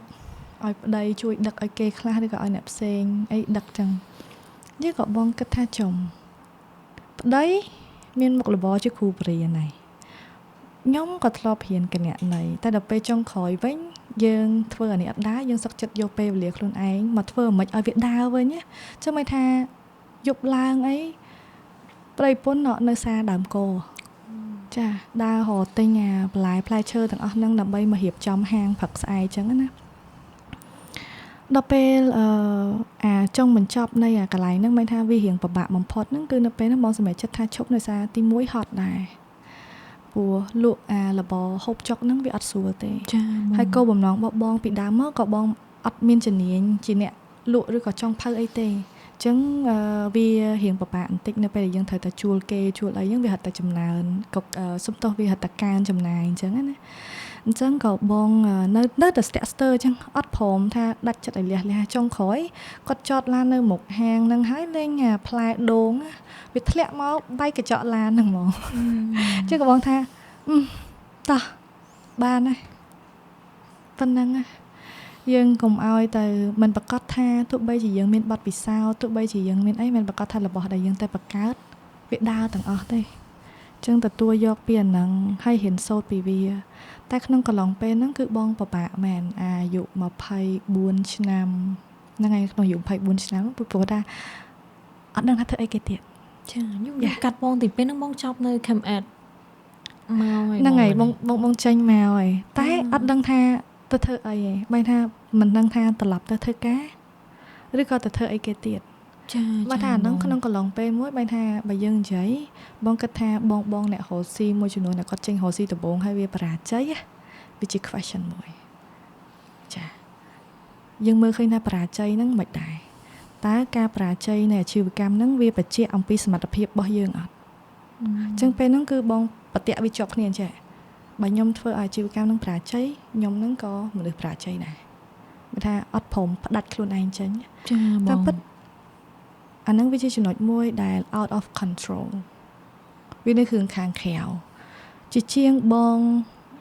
ងពេលហ្នឹងបងមើលខ្លួនអាចឃើញគឺនៅតែផ្អឹបជាប់ចឹងខ្ញុំធ្វើអត់កើតខ្ញុំអត់ហ៊ានទៅធ្វើអីផ្សេងទេធ្វើទៅខ្លាចប្រាជ័យទៀតទៅធ្វើទៅឬក៏ទៅកាន់ពេលហ្នឹងក៏មានអ្នកដតីដែលគាត់ offer หมายថាមិត្តភ័ក្តិអីណាដែលស្គាល់គ្នាណាខ្ញុំគាត់ឃើញពីសមត្ថភាពយើងធ្វើការងារគាត់ស្គាល់យើងអីចឹងទៅគាត់អាចផ្ដល់ជាឱកាសទៅជាផ្នែកមួយនៃអាជីវកម្មគាត់អីចឹងណាឲ្យបងទៅជួយគ្រប់គ្រងអីចឹងទៅបងថាខ្ញុំខ្លាចខ្ញុំអត់ជឿទុកចិត្តខ្លួនឯងថាខ្ញុំនឹងទៅធ្វើទៅវាដើរទៀតព្រោះដោយសារយើងបងបានឲ្យខ្លួនឯងទៅផ្អឹបភ្ជាប់មួយនឹងអាជីវកម្មមួយដែលវាអត់ដំណើរការរហូតដល់ពេលមួយដែលពិបាកចិត្តពេកគិតតែពីគេយំរហូតហើយពេលហ្នឹងបងគិតថាបងទទួលបានពីប៉ាបងពាក្យសម្ដីមួយសាមញ្ញគាត់និយាយថាកូនឯងកុំចូលលក្ខណៈថារស់ស៊ីជោគជ័យបានលុយសុបាយចិត្តបរាជ័យអស់លុយពិបាកចិត្តណាគាត់ថារស់ស៊ីមួយចានទឹកម្ចានកោកមុនចូលយើងដឹងហើយថាការរស់ស៊ីវាល្មិចវាខុសពីការធ្វើការហ្មងចាអញ្ចឹងបើសិនជាគាត់ទៅកន្លែងហ្នឹងគឺគាត់ចង់ពេលដែលបងស្ដាប់គាត់ភ្លាមបើពេលហ្នឹងហ្មងហត់ទៅតូចចិត្តទៀតមិនថាយើងកំពុងពិបាកចិត្តហើយឪពុកមកជំរាបអញ្ចឹងណាក៏ប៉ុន្តែវាជាមេរៀនមួយដល់ពេលហ្នឹងតដេកគិតទៅដឹងគាត់ចង់និយាយថាមុនយើងចូលសមរភូមិយើងដឹងហើយថាអាហ្នឹងលទ្ធផលចុងក្រោយវាមិនល្អបំផុតគឺមិនអាក្រក់បំផុតគឺមិនចាអញ្ចឹងក៏ពេលហ្នឹងបងអាចថាជាពង្រឹងស្មារតីបន្តិចបន្តួចចឹងទៅហើយពេលហ្នឹងបានបងកសលដែរគាត់បានណែនាំសភៅមួយក្បាលដែលមានចំណងជើងថា surprisingly the one thing ចាសភៅហ្នឹងគឺគេនិយាយអំពីមនុស្សម្នាក់ដែលមានគេហៅថា multitasking skill អាចធ្វើរឿងបានជាច្រើនធ្វើស្អីក៏គាត់ធ្វើបានដែរក៏ប៉ុន្តែអត់ដឹងថាខ្លួនឯងចាប់ជំនាញអីឲ្យចំចាអត់ដឹងថាតើឥឡូវហ្នឹងយើងមានគុណតម្លៃគេឬក៏មានជំនាញអីគេអញ្ចឹងណាអញ្ចឹងក្នុងសភៅហ្នឹងនៅពេលដែលបងអានគឺគេសួរសំណួរមួយថាតើអ្វីដែលយើងកំពុងធ្វើហ្នឹងវាមានបានគុណប្រយោជន៍ឬក៏បន្តឲ្យយើងមានគុណតម្លៃទៅដល់ចក្ខុវិស័យធំមួយដែលយើងចង់ទៅដល់អត់ចាគឺជាសំណួរមួយដែលសួរបងហើយមិនថាពេលខ្លះមិនមែនគ្រាន់តែជាបែរថាជីវិតយើងនៅពេលដែលយើងជួបរឿងលំបាកវាមិនមែនថាយើងត្រូវតែរកចម្លើយពីអ្នកដទៃទេពេលខ្លះសំណួរដែលចៃដន្យមួយក៏អាចធ្វើឲ្យយើងភ្ញាក់ដែរពេលនោះបងសួរខ្លួនឯងថាបើខ្ញុំនៅបន្តយំអញ្ចឹងនៅបន្តតែនៅក្នុងផ្ទះអញ្ចឹងណាខ្ញុំបានទៅដល់គោលដៅអីដែលខ្ញុំចង់ទៅអត់ចាអញ្ចឹងហើយបន្ទាប់មកក៏បងទៅមើលទៀតមានសំណួរផ្សេងទៀតនៅក្នុងសភៅនឹងដូចគ្នានិយាយទៅ ពេលអានគេរំលឹកតែសំណួរហ្នឹងពេលអានគេរំលឹកតែសំណួរហ្នឹងឡើងវិញអញ្ចឹងឲ្យយើងទៅសួរខ្លួនឯងថាអ្វីដែលយើងកំពុងធ្វើថ្ងៃហ្នឹងតាក់ទងជាមួយនឹងគោលដៅនៃឆ្នាំហ្នឹងអត់ឬក៏គោលដៅជីវិតធំដែលយើងចង់ទៅដល់អត់ចាអញ្ចឹងទៅធ្វើឲ្យបងអាចចាប់ផ្ដើមចេះសួរខ្លួនឯងដើម្បីទៅរកមើលថាតើសកម្មភាពអីដែលបងគួរផ្ដោតឥឡូវហ្នឹងហើយស្អីគេដែលជាជំនាញរបស់បងពេលហ្នឹងបងក៏ដឹងថាខ្លួនឯងមានជំនាញអីដែរតើតែបងទៅមើលហើយទៅ connect វាទៅ connect ពីខ្ញុំធ្លាប់បង្កើត club ខ្ញុំធ្លាប់ឈ្នះចំណុចទូចមួយនៅក្នុងការប្រកួតគំនិតអាជីវកម្មខ្ញុំធ្លាប់មក run business នេះតែវា fail ខ្ញុំធ្លាប់ទៅ support ខាងគេនេះខាងនោះអញ្ចឹងទៅក៏ connect ខ្លួនឯងអញ្ចឹងប្រហែលជាខ្ញុំមានជំនាញមួយគេហៅថា business operation ចាបង ចាអញ្ចឹង business operation ហើយជាមួយនឹង leadership ដែលយើងធ្លាប់តែដឹកនាំក្លឹបសិស្សបន្តទៀតដែរនេះណាអញ្ចឹងទៅក៏ជាទុនមួយលើកទឹកចិត្តខ្លួនឯងយ៉ាងណាក៏មាន2ជំនាញដែរ business operation មួយ leadership មួយអញ្ចឹងតទៅទៀតសិនហើយបានពេលហ្នឹងបងចាប់ដើមបងទៅអង្គុយព្រោះកាលហ្នឹងបងកសលគាត់ជាគ្រូបរៀនជំនាញនិយាយជាសាធារណៈហ្នឹងផងហើយគាត់បើកលក់ Kindle ផងគាត់ថា Kindle កាលហ្នឹងគាត់មានលក់តែ2គ្រឿង3គ្រឿងអីទេបងកសលគាត់លក់បងកសលអ្នកចាប់ដើមចាបងកសលអ្នកចាប់ដើមចាំថ្ងៃណាមួយបានថប់មួយគាត់ចាំឲ្យគាត់និយាយដើមតងពីព្រោះបងជាអ្នក run business នឹងបន្តអញ្ចឹងអញ្ចឹងពេលហ្នឹងដោយសារតែគាត់ត្រូវទៅបរៀនផងហើយពេលខ្លះក៏គាត់អត់មានអ្នកទៅជួយមើលKindle ហ្នឹងដែរព្រោះ Kindle ហ្នឹងគាត់ចាប់ដើមលក់និយាយទៅគឺលក់តែ online ទេចាអញ្ចឹងនៅពេលហ្នឹងមុននឹងបងចូលទៅហ្នឹងក៏បងថាឥឡូវបងខ្ញុំអង្គុយគិតសិនបងចូលទៅអានបងចូលទៅដូចជាបងអានសភៅ marketing ផងសភៅ business ផងសភៅផ្សេងទៀតដូច Blue Ocean Strategy អញ្ចឹងណាហ្នឹងហើយ Wonderla Startup ហើយតាក់ទងជាមួយនឹងសភៅ marketing ទាំងអស់ហ្នឹងដើម្បី form ហើយបងទៅគូសហើយបងទៅ present ប្រាប់គាត់ថាបងខ្ញុំបើសិនជាខ្ញុំនឹងត្រូវទៅថាខាយគេដដែលណាខ្ញុំចង់សាក propose ទៅបងសិនថាខ្ញុំអាចទៅ run business ឲ្យបងអត់អញ្ចឹងនេះគឺ road map វាគួរតែចាប់ផ្ដើមពីណាវាគួរតែមានអីស្អីគេដែលជាបន្ត link មួយដើម្បីថាគំនិតហ្នឹងមិនមែនវា run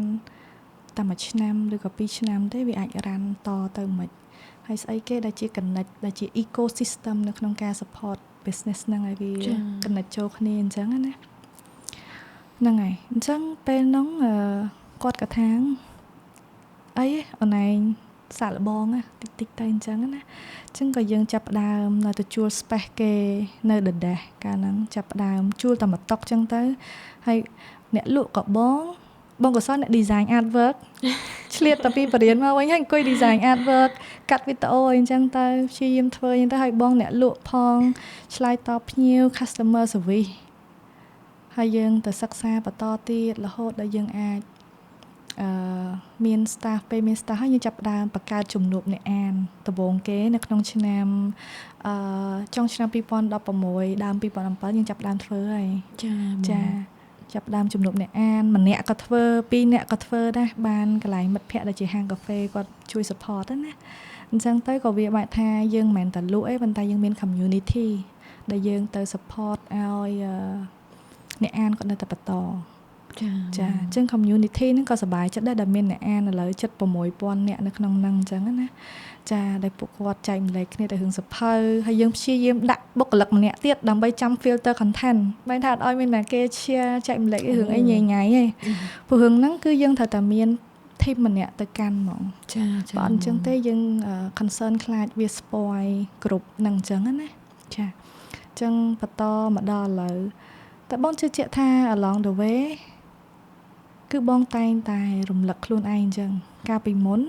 ទោះបីជាខ្ញុំបែរថាឲ្យខ្លួនឯងទៅមានចំណុចមួយដែលទៅចេះរៀនសូត្រអតីតកាលបងអាចទៅកែប្រែបានហើយអា business ដែលធ្លាប់ run ទៅ fail គឺវា fail ហើយតែសំខាន់បងរៀនសូត្រអីគេពីកន្លែងហ្នឹងអញ្ចឹងនៅពេលដែលបងមកចាប់ផ្ដើម run អានេះតើបងមានគ្រឹះបែបណាដើម្បីយើងទៅរៀបចំចក្ខុវិស័យត្រឹមត្រូវ mission យើង train team បែបណាដើម្បីឲ្យពួកគាត់ទៅមើលឃើញពីកន្លែងហ្នឹងហ ហើយមកដល់ថ្ងៃហ្នឹងផ្ទាល់បើសួរថាធ្វើជាម្ចាស់អាជីវកម្មឬក៏ធ្វើជាអ្នកដឹកនាំម្នាក់ហត់ឬអត់ Yeah ហត់ខ្លាំងក៏ប៉ុន្តែនៅពេលដែលហត់ខ្លាំងបំផុតបងបានរំលឹកខ្លួនឯងទៅលើ3ចំណុចហេតុអីបានធ្វើចាបងចា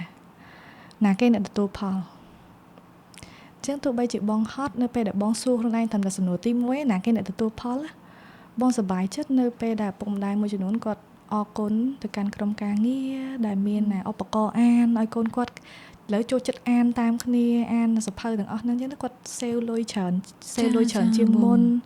ហើយកូនគាត់អាចថាចូលចិត្តរបស់អេឡិចត្រូនិកក៏ប៉ុន្តែអាចមកធ្វើអេឡិចត្រូនិកបានថាតាមរយៈការអានអញ្ចឹងណាហើយ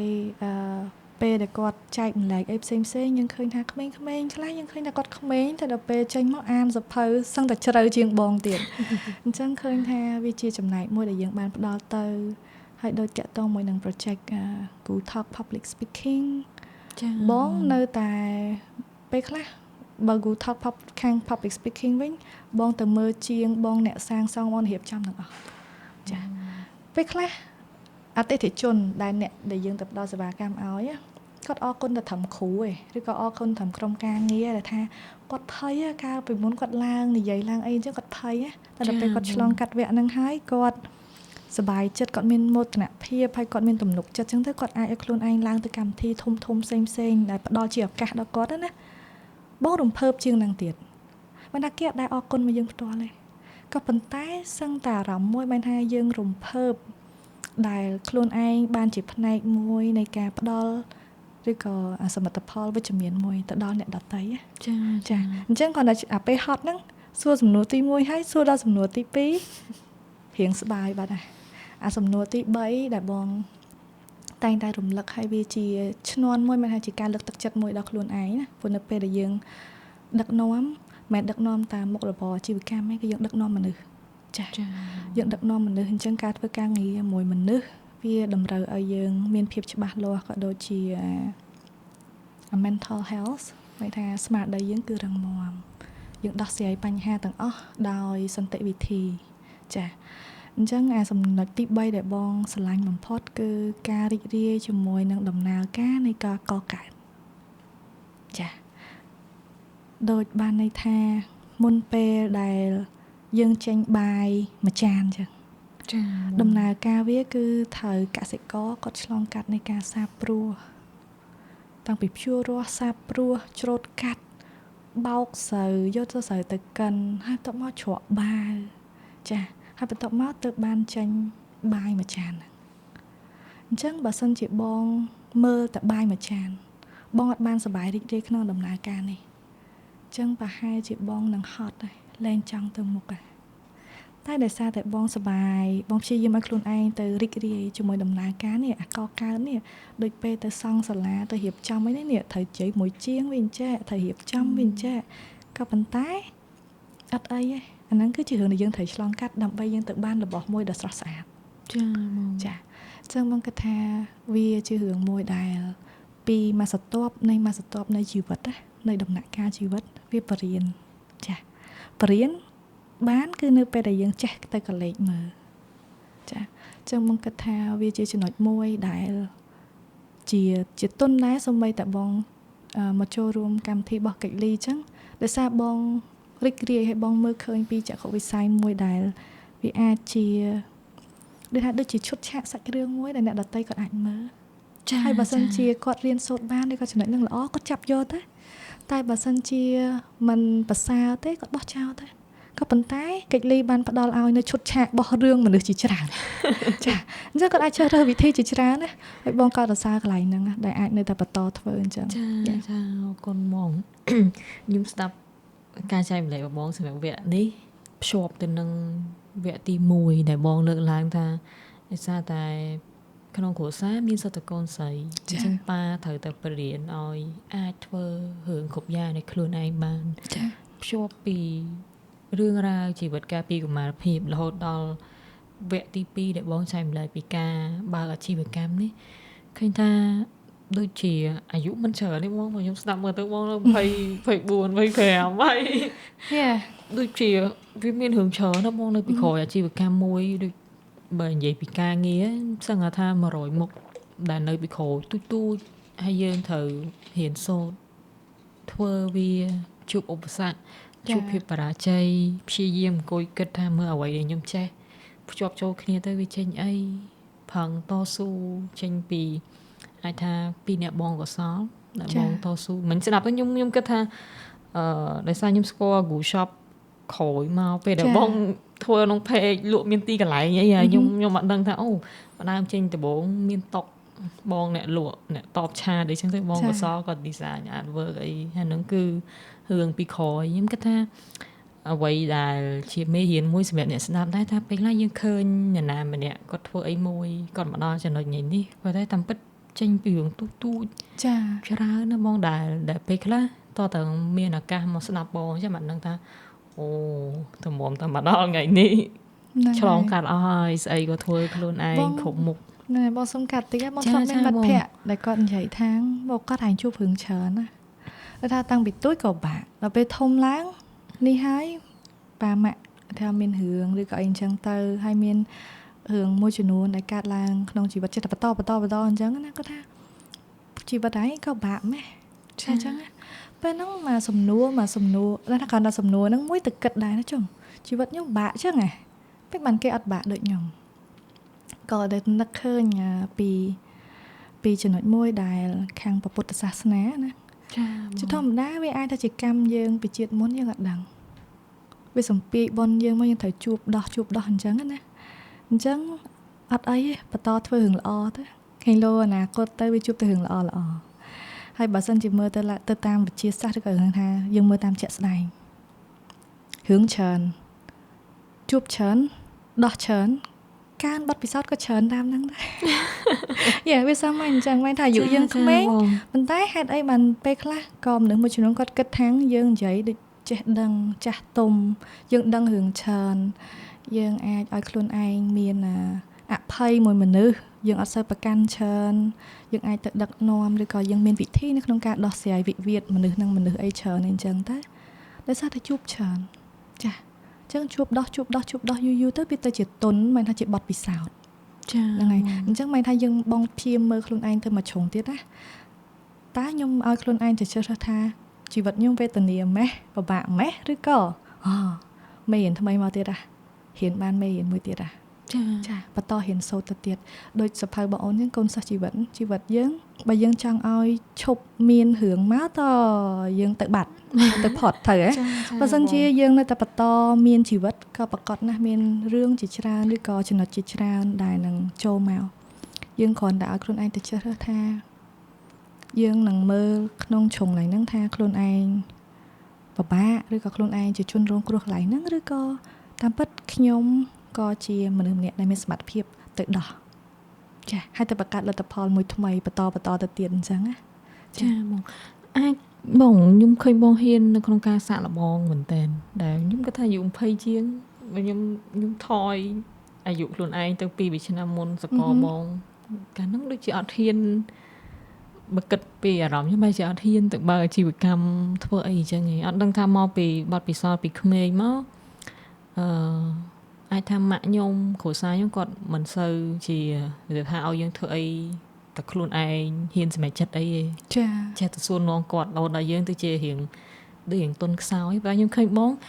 ហ៊ាននៅក្នុងការឲ្យខ្លួនឯងទៅសាកល្បងអាចថាមកពីតូចយើងទ្រលាប់ត្រូវតែពឹងលើខ្លួនឯងត្រូវតែរឹងមាំនៅខ្លួនឯងបានជាបងហ៊ានសាកល្បងនៅក្នុងជីវិតជាពិសេសក្នុងវ័យ20ឆ្នាំព្រោះខ្ញុំគិតថា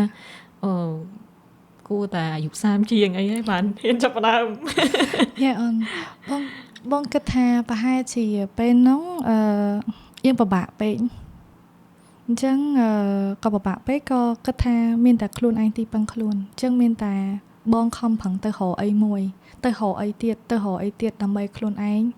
អាចទៅកើនសមត្ថភាពឬក៏អាចទៅរកប្រឡោះមួយដែលអាចឲ្យខ្លួនឯងរីកចម្រើនមិនថាមានជីវភាពគ្រាន់បើជាងហ្នឹងឬក៏បែបណាអញ្ចឹងចុះអញ្ចឹងហើយទៅបានថានៅពេលដែលធ្វើ វាអត់ស្រួលដូចយើងនិយាយទេដោយសារតែពេលហ្នឹងយើងត្រូវឆ្លងកាត់ច្រើនពីពាក្យសម្ដីរបស់មនុស្សជុំវិញ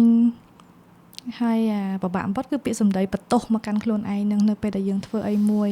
វាអត់សម្រេចឬក៏វាអត់បានដូចអីដែលយើងចង់បានអញ្ចឹងណាអញ្ចឹងបងគិតថាបងរៀនច្រើនពីឪពុកម្ដាយបងឪពុកបងគាត់បរៀងឲ្យបងបែរថាគាត់តឹងរឹងគាត់រឹងមាំគាត់មានវិន័យគឺវិន័យខ្លាំងហ្មងអញ្ចឹងបងគ្រាន់តែជឿជាក់លើខ្លួនឯងមួយថាស្អីក៏ខ្ញុំធ្វើបានដែរចា៎ម៉ាក់បងអ្វីដែលគាត់បរៀនបងគឺបែរថាជាការតាំងចិត្តហើយណាជាសេរីភាពប៉ាបងតឹងរឹងតែម៉ាក់បងតែងតែគាំទ្រកូនចង់ធ្វើអីម៉ាក់គាំទ្ររហូតទៅណាត្រូវឆ្លងព្រោះដោយសារការបងធ្វើការបងរៀនអត់សូវបានល្អដោយសារបងការងារបងគឺត្រូវហោះចេញក្រៅបងទៅម៉ាឡេទៅហុងកុងទៅថៃចុះឡើងទៅពេញហ្នឹងអញ្ចឹងណាអញ្ចឹងទៅជាចំណុចមួយដែលបងទទួលបានគឺគាត់ឲ្យសេរីភាពម៉ាក់បងគាត់ឲ្យសេរីភាពនៃការសម្រេចចិត្តគាត់តែប៉ាបងគាត់តឹងរឹងអញ្ចឹងនៅក្នុងជ្រុងហ្នឹងតើបងបានឲ្យខ្លួនឯងទៅរីកចម្រើនប៉ុណ្ណាព្រោះថាជាធម្មតាពេលយើងនៅក្មេងក៏ប៉ាម៉ាក់ឬក៏គ្រួសារក៏គាត់ប្រាប់ដែរខំហ៎ទៅធ្វើទៅអីអ្នកផ្ទះមានរបស់បែបនេះអីចឹងហើយនេះណាពេលនៅក្មេងបងដូចជាមានការគិតមួយថារបស់ពួកគាត់គឺជារបស់ពួកគាត់សំខាន់តើខ្ញុំមានដៃពីរជើងពីរមានសមត្ថភាពនៅក្នុងការរៀនសូត្រប៉ុណ្ណឹងដែរខ្ញុំធ្វើបានអីគេដែរចាអញ្ចឹងជាចំណុចមួយដែលបងគិតថាបងរៀនពាក្យមួយគេហៅថាខ្លួនទីពឹងខ្លួនមិនអត់ខ្វល់ខ្វាយមួយនឹងអ្វីដែលឪពុកម្ដាយយើងកំពុងផ្ដល់ឲ្យតែគ្រាន់តែជឿជាក់មួយថានៅពេលដែលពួកគាត់ពិបាកឬក៏នៅពេលដែលអត់មានពួកគាត់តើបងត្រូវពឹងណាគេយ៉ាអញ្ចឹងបងគិតថាដោយសារតែនៅឈរលើជ្រុងហ្នឹងទៅបងចេះតែឈ្មោះទៅទៀតអញ្ចឹងណាដើម្បីខ្លួនឯងទៅរកមើលថាស្អីគេខ្លួនឯងមានអីមានសមត្ថភាពអីដើម្បីឲ្យខ្លួនឯងអាចចិញ្ចឹមខ្លួនឯងបានអញ្ចឹងជំហានដំបូងគឺចិញ្ចឹមខ្លួនឯងសិនជំហានបន្ទាប់ចាំតែមានសមត្ថភាពជួយទៅដល់ឪពុកម្ដាយហើយជំហានបន្ទាប់ទៀតបានតែមានសមត្ថភាពជួយដល់អ្នកជុំវិញអញ្ចឹងទៅចាហ្នឹងហើយស្ដាប់ទៅខ្ញុំគិតថានៅក្នុងវ័យ20ជាងតាមពិតជាវ័យដែលគួរតែសាកល្បងឲ្យច្រើនហើយបងបានសាកល្បងច្រើនមែនខ្ញុំស្ដាប់មើលទៅគឺជួបទាំងរឿងបរាជ័យភាពជូរចត់ការបដិសេធអីប៉ុន្តែយើងបានប្រមូលទាំងអស់ហ្នឹងមកបើកអាជីវកម្មថ្មីមួយដែលឃើញថាមកដល់ឥឡូវរឹងមាំទទួលបានការគាំទ្រច្រើនហើយមើលទៅតាមអ្វីដែលបងបានគ្រោងទុកវាដូចជា ecosystem ដែលបងនិយាយនៅក្នុងហ្នឹងអញ្ចឹងចេញពី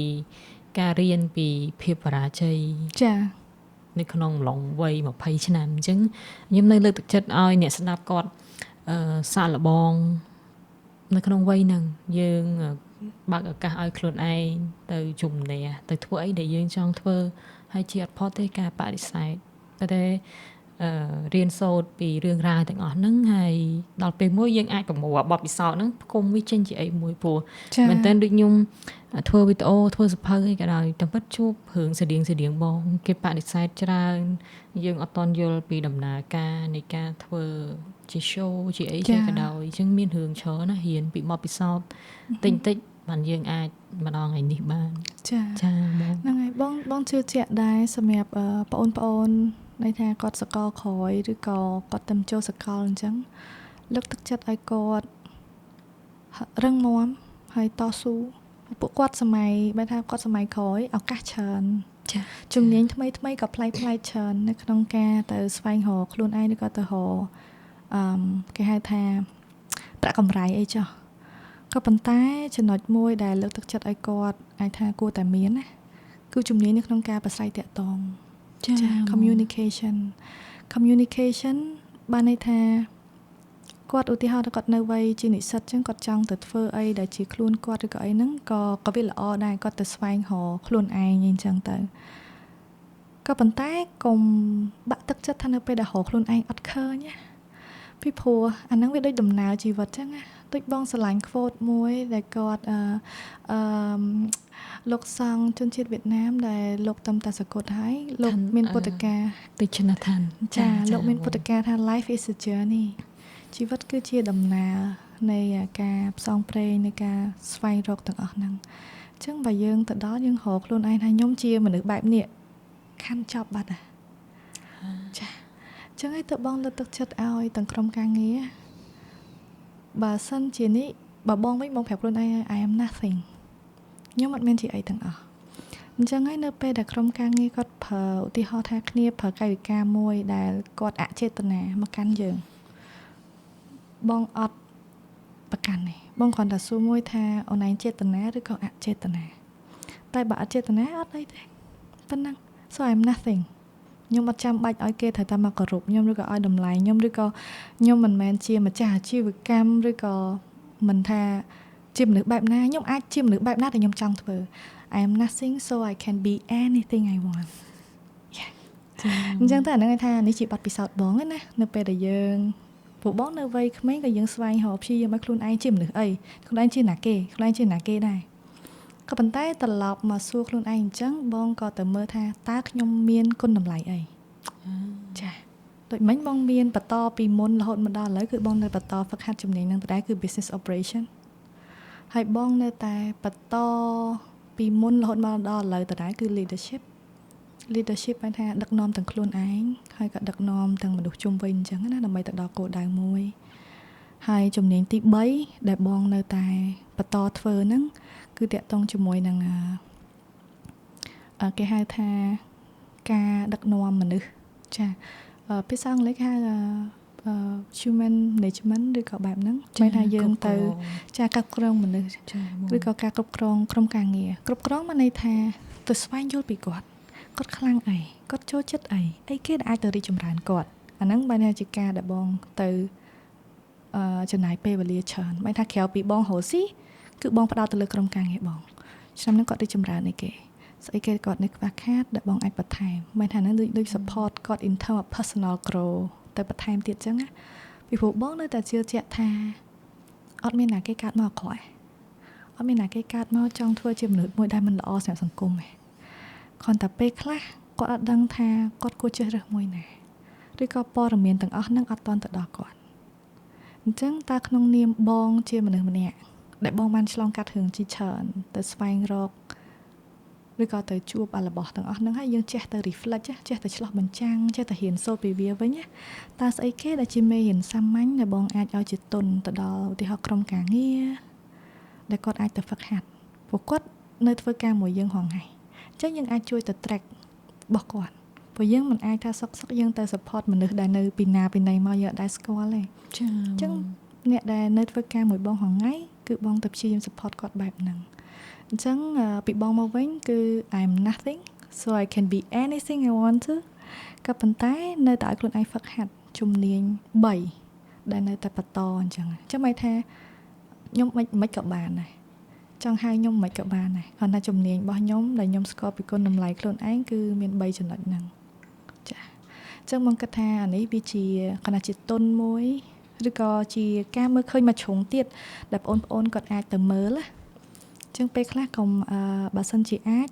អត់ចាំបាច់បិទខ្លួនឯងថាខ្ញុំគ្រាន់តែប៉ុណ្្នឹងទៅបានហើយចាជឿជាក់ថាពួកយើងនៅតែអាចបន្តរីកចម្រើនទៅមុខទៀតទៅតាមជំនាញទុនឬក៏ជំនាញអីគេបន្ថែមពីព្រោះណានៅពេលដែលយើងហត់តែមានគុណតម្លៃលុយក៏វាហត់តែកើនដែរចាមកគាត់ថាសាមញ្ញបើនិយាយថាឧទាហរណ៍ថាបងប្អូនគាត់ចង់ធ្វើការនៅខាងក្រៅអញ្ចឹងប៉ុន្តែគាត់ចេះខ្លាចហត់ធ្វើច្រើនខ្លាចហត់ទៅក៏ប៉ុន្តែគាត់ចង់បានប្រាក់កម្រៃច្រើនអញ្ចឹងធ្វើម៉េចតម្លើងគុណតម្លៃធ្វើឲ្យខ្លួនឯងហត់តែមានតម្លៃសិក្សាជំនាញបន្ថែមដើម្បីខ្លួនឯងហត់តែអាចដឹកនាំមនុស្សបានច្រើនជាងមុនហត់តែចេះដោះស្រាយរត់តែដូចថាអាចឲ្យខ្លួនឯងបង្កើនសមិទ្ធផលនៅក្នុងកន្លែងការងារបងជឿជាក់ថាម្ចាស់ក្រុមហ៊ុនណាក៏ចង់បានដែរចាអញ្ចឹងហើយកុំពួកយើងគ្រាន់តែកុំបិទខ្លួនឯងថាខ្ញុំតែប៉ុណ្នេះបានហើយបន្តរីកចម្រើនអញ្ចឹងទៅពួកយើងនឹងទទួលបានផលមិនថាហ្នឹងគឺវាសាមញ្ញដូចបងធ្លាប់សួរក្រុមការងារបងសួរថាចេះអូនពួកណៃគិតថាម៉េចបានពួកណៃចង់ឲ្យក្រុមហ៊ុនយើងរីកចម្រើនលេងពេលហ្នឹងបងអូនម្នាក់ហ្នឹងគាត់ឆ្លើយបងបើសិនជាក្រុមហ៊ុនយើងរីកចម្រើនប្រាក់ខែក៏ឡើងដែរចាគឺសាមញ្ញបែបហ្នឹងអញ្ចឹងមិនថាគាត់ គាត់ហ៊ានគាត់ថាបើគាត់ធ្វើការងារច្រើនគឺប្រាក់កម្រៃគាត់នឹងឡើងដែរដោយសារតែគាត់ទទួលបានទំនួលខុសត្រូវនិងទំនុកចិត្តច្រើនពីក្រុមហ៊ុនអញ្ចឹងអាហ្នឹងគឺជាផ្នែកមួយទុនថាតើយើងចង់បានហ្នឹងណាយើង willing to pay the price អត់យើងហ៊ានឲ្យខ្លួនឯងទៅបង់តម្លៃអត់ដូចគ្នាជាមួយនឹងបងគិតថាកាលពីក្មេងមកដល់ឥឡូវបងគ្រាន់តែចង់ឲ្យខ្លួនឯងមានជីវភាពមួយគ្រាន់បើជាងមុនដែលអាចឲ្យខ្លួនឯងមានសមត្ថភាពទៅឲ្យកូនទៅរៀនមិនបាច់ទៅកាប់លិមុខថៃចាអញ្ចឹងនៅពេលរកដំណាក់កាលដែលពិបាកហ្នឹងគឺជាដំណើរមួយថាតើបងហ៊ានបង់តម្លៃហ្នឹងអត់តែត្រូវពិបាកអញ្ចឹងឬក៏ដែលត្រូវរឿងឆ្លងកាត់អញ្ចឹងដើម្បីយើងคลายទៅជាមនុស្សបែបនេះដែលយើងអាចទៅដឹកនាំឬក៏យើងអាចទៅបង្កើតគុណតម្លៃមួយដែលមានប្រយោជន៍សម្រាប់អ្នកដទៃអញ្ចឹងណាចាចឹងមកគិតថាវាសាមញ្ញដែរបើយើងមើលទៅចាបងអរគុណបងមែនតើសម្រាប់ការចែករំលែកវគ្គទី2នេះខ្ញុំជឿថាអ្នកស្ដាប់មិនថាគាត់ជាសិស្សនិស្សិតឬក៏អ្នកដែលគាត់ចេញធ្វើការប្រហែលជាគាត់អាចទទួលបានមេរៀនច្រើនពីវគ្គមួយនេះអញ្ចឹងអរគុណបងប្អូនទាំងអស់គ្នាសម្រាប់ការគ្រប់គ្រងកម្មវិធីរបស់យើងហើយក៏អរគុណបងសម្រាប់ការជើញចូលរួមថ្ងៃនេះអញ្ចឹងឥឡូវយើងចូលទៅដល់វគ្គទី3ជាវគ្គអានកំបាំងចង់ដឹងពីគោលដៅអនាគតបងគោលដៅអនាគតអញ្ចឹងគោលដៅបងគឺចង់បន្តដឹកនាំមនុស្សមួយក្រុមឲ្យទៅចែករំលែកនិងជួយជ្រោមជ្រែងបងប្អូននៅតាមបណ្ដាជាខេត្តអាចចែករំលែកពីគោលដៅនេះបន្តិចបានទេបងចាអរគុណច្រើនអូនអញ្ចឹងដែលគោលបំណងហ្នឹងគឺបានន័យថាជាគោលបំណងមួយនៃអនាគតបែរថាដើម្បីទៅដល់គោលបំណងហ្នឹងឬក៏ទៅដល់គោលដៅហ្នឹងក៏បងត្រូវរៀបចំផែនការជីវិតខ្លួនឯងបែបណាចាមានទំនួលខុសត្រូវបែបណាជាមួយគ្រួសារជាមួយកូន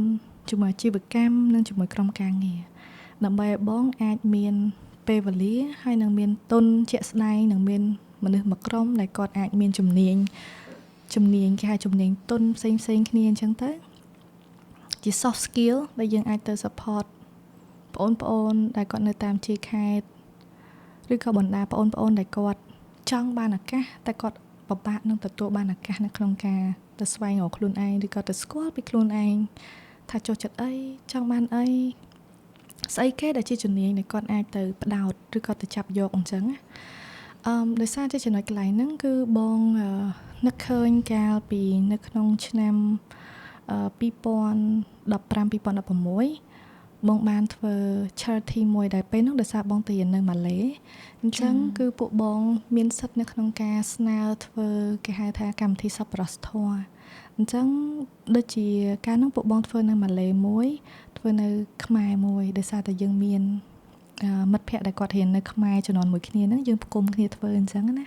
អញ្ចឹងពេលហ្នឹងគឺយើងបានទៅផ្ដល់ឲ្យនៅក្នុងកន្លែងគម្រោងភូមិមួយដែលបងប្អូនគាត់រៀនដូចនៅក្នុងផ្ទះមកផ្ទះអញ្ចឹងពេលមេឃភ្លៀងអញ្ចឹងក្មេងៗក៏ត្រូវជិះទូកទៅរៀនចាដោយសារតំបន់ហ្នឹងវាលិចទឹកចាអញ្ចឹងពេលហ្នឹងក៏យើងព្យាយាមទៅបង្កើតវិញថាទៅរៃអង្គាសពីមិត្តភ័ក្តិឬក៏ពីបងប្អូនអញ្ចឹងទៅបានជាបណ្ណាល័យបង្កើតជាបណ្ណាល័យបង្កើតមិនថាមានទិញជាកតាបជាស្បែកជើងជាសម្ភារៈសិក្សាទៅដល់បងប្អូនអញ្ចឹងណាចាអានឹងជាផ្នែកមួយប៉ុន្តែបើសួរថាចាក់ឲ្យជ្រៅជាងនឹងទៀតហេតុអីបានសុកបងទៅមានការមើលឃើញបែបហ្នឹងក៏ចូលចិត្តទៅធ្វើរឿងហ្នឹងមិនដាក់មកដល់គោលដៅហ្នឹងណាគឺនៅពីទូចបងដោយសារបងនៅបូរីកីឡាអញ្ចឹងកន្លែងគេហៅថាអនាធិបតេយ្យអញ្ចឹងក្មេងៗឬក៏ប្រជាជនដែលរស់នៅតំបន់ហ្នឹងហ្មងក៏យើងមិនសូវជាមានជីវភាពធូរធារឬក៏បែរថាក៏មានអ្នកខ្លះក៏ធូរធារអ្នកខ្លះក៏អត់អញ្ចឹងណាអញ្ចឹងភាគច្រើនគឺអង្គការគេចោះមកបរៀនអង្គការគេចោះមកណែនាំអញ្ចឹងទៅអញ្ចឹងទៅបងគិតថាបងឃើញ inspire ពីនឹងដែរដែលពួកគាត់មកជួយផ្សព្វផ្សាយចំណេះដឹងទៅដល់តំបន់ហ្នឹងហើយពីខាងមើលឃើញពីខាងផ្សេងទៀតដែលបងជឿជាក់ថាអ្នកពេលណាដែលយើងមានឱកាសបានមករៀនសូត្របានមកបន្តចំណេះដឹងនៅភ្នំពេញសំណាងចាបងប្អូនមួយចំនួននៅតាមជាយខេត្តសឹងតែអត់មានឱកាសនៅក្នុងការរៀនសូត្រផងតែក៏ពេលខ្លះគាត់មានដែរតែក៏អត់ដឹងថាស្អីគេឬក៏បែបណា ពេលខ្លះក៏មានជួបរឿងបញ្ហាទៅក៏ប្រឈប់កដាលទីអញ្ចឹងទៅចំណុចមួយដែលជាគោលដៅដែលបងចង់ទៅបន្តហ្នឹងគឺចង់ទៅមានអ្វីដែលខ្លួនឯងកំពុងមានហ្នឹងទៅមានទំនួលខុសត្រូវហើយក៏ទៅអាចជុំគ្នាជាមួយនឹងមិត្តភ័ក្តិឬក៏អ្នកដែលគាត់មានមើលឃើញជាការផ្ដល់ឲ្យមួយជារួមយើងអាចទៅផ្ដល់ជាគេហៅថាមេនៃបំណិនជីវិតនៃ soft skill ដែលបងប្អូនគាត់អាចមានជាទុនមិនថាជាជំនាញនៃការគិតមិនហើយជាការមើលឃើញមិនដើម្បីយើងអាចដឹកនាំខ្លួនឯងទៅរកមើលអ្វីដែលអាចអភិវឌ្ឍខ្លួនឯងបន្តទៅមុខទៀតអញ្ចឹងណាពីព្រោះបងនៅតែជឿជាក់ថាដោយសារតែបងមានចេះច្រើនគឺពីការអានចាបងអានច្រើនតាំងពីទូចដោយសារតែជាចៅដំបូងអញ្ចឹងទៅតាតែងតែចង់ឲ្យអានកសែតឲ្យគាត់ស្ដាប់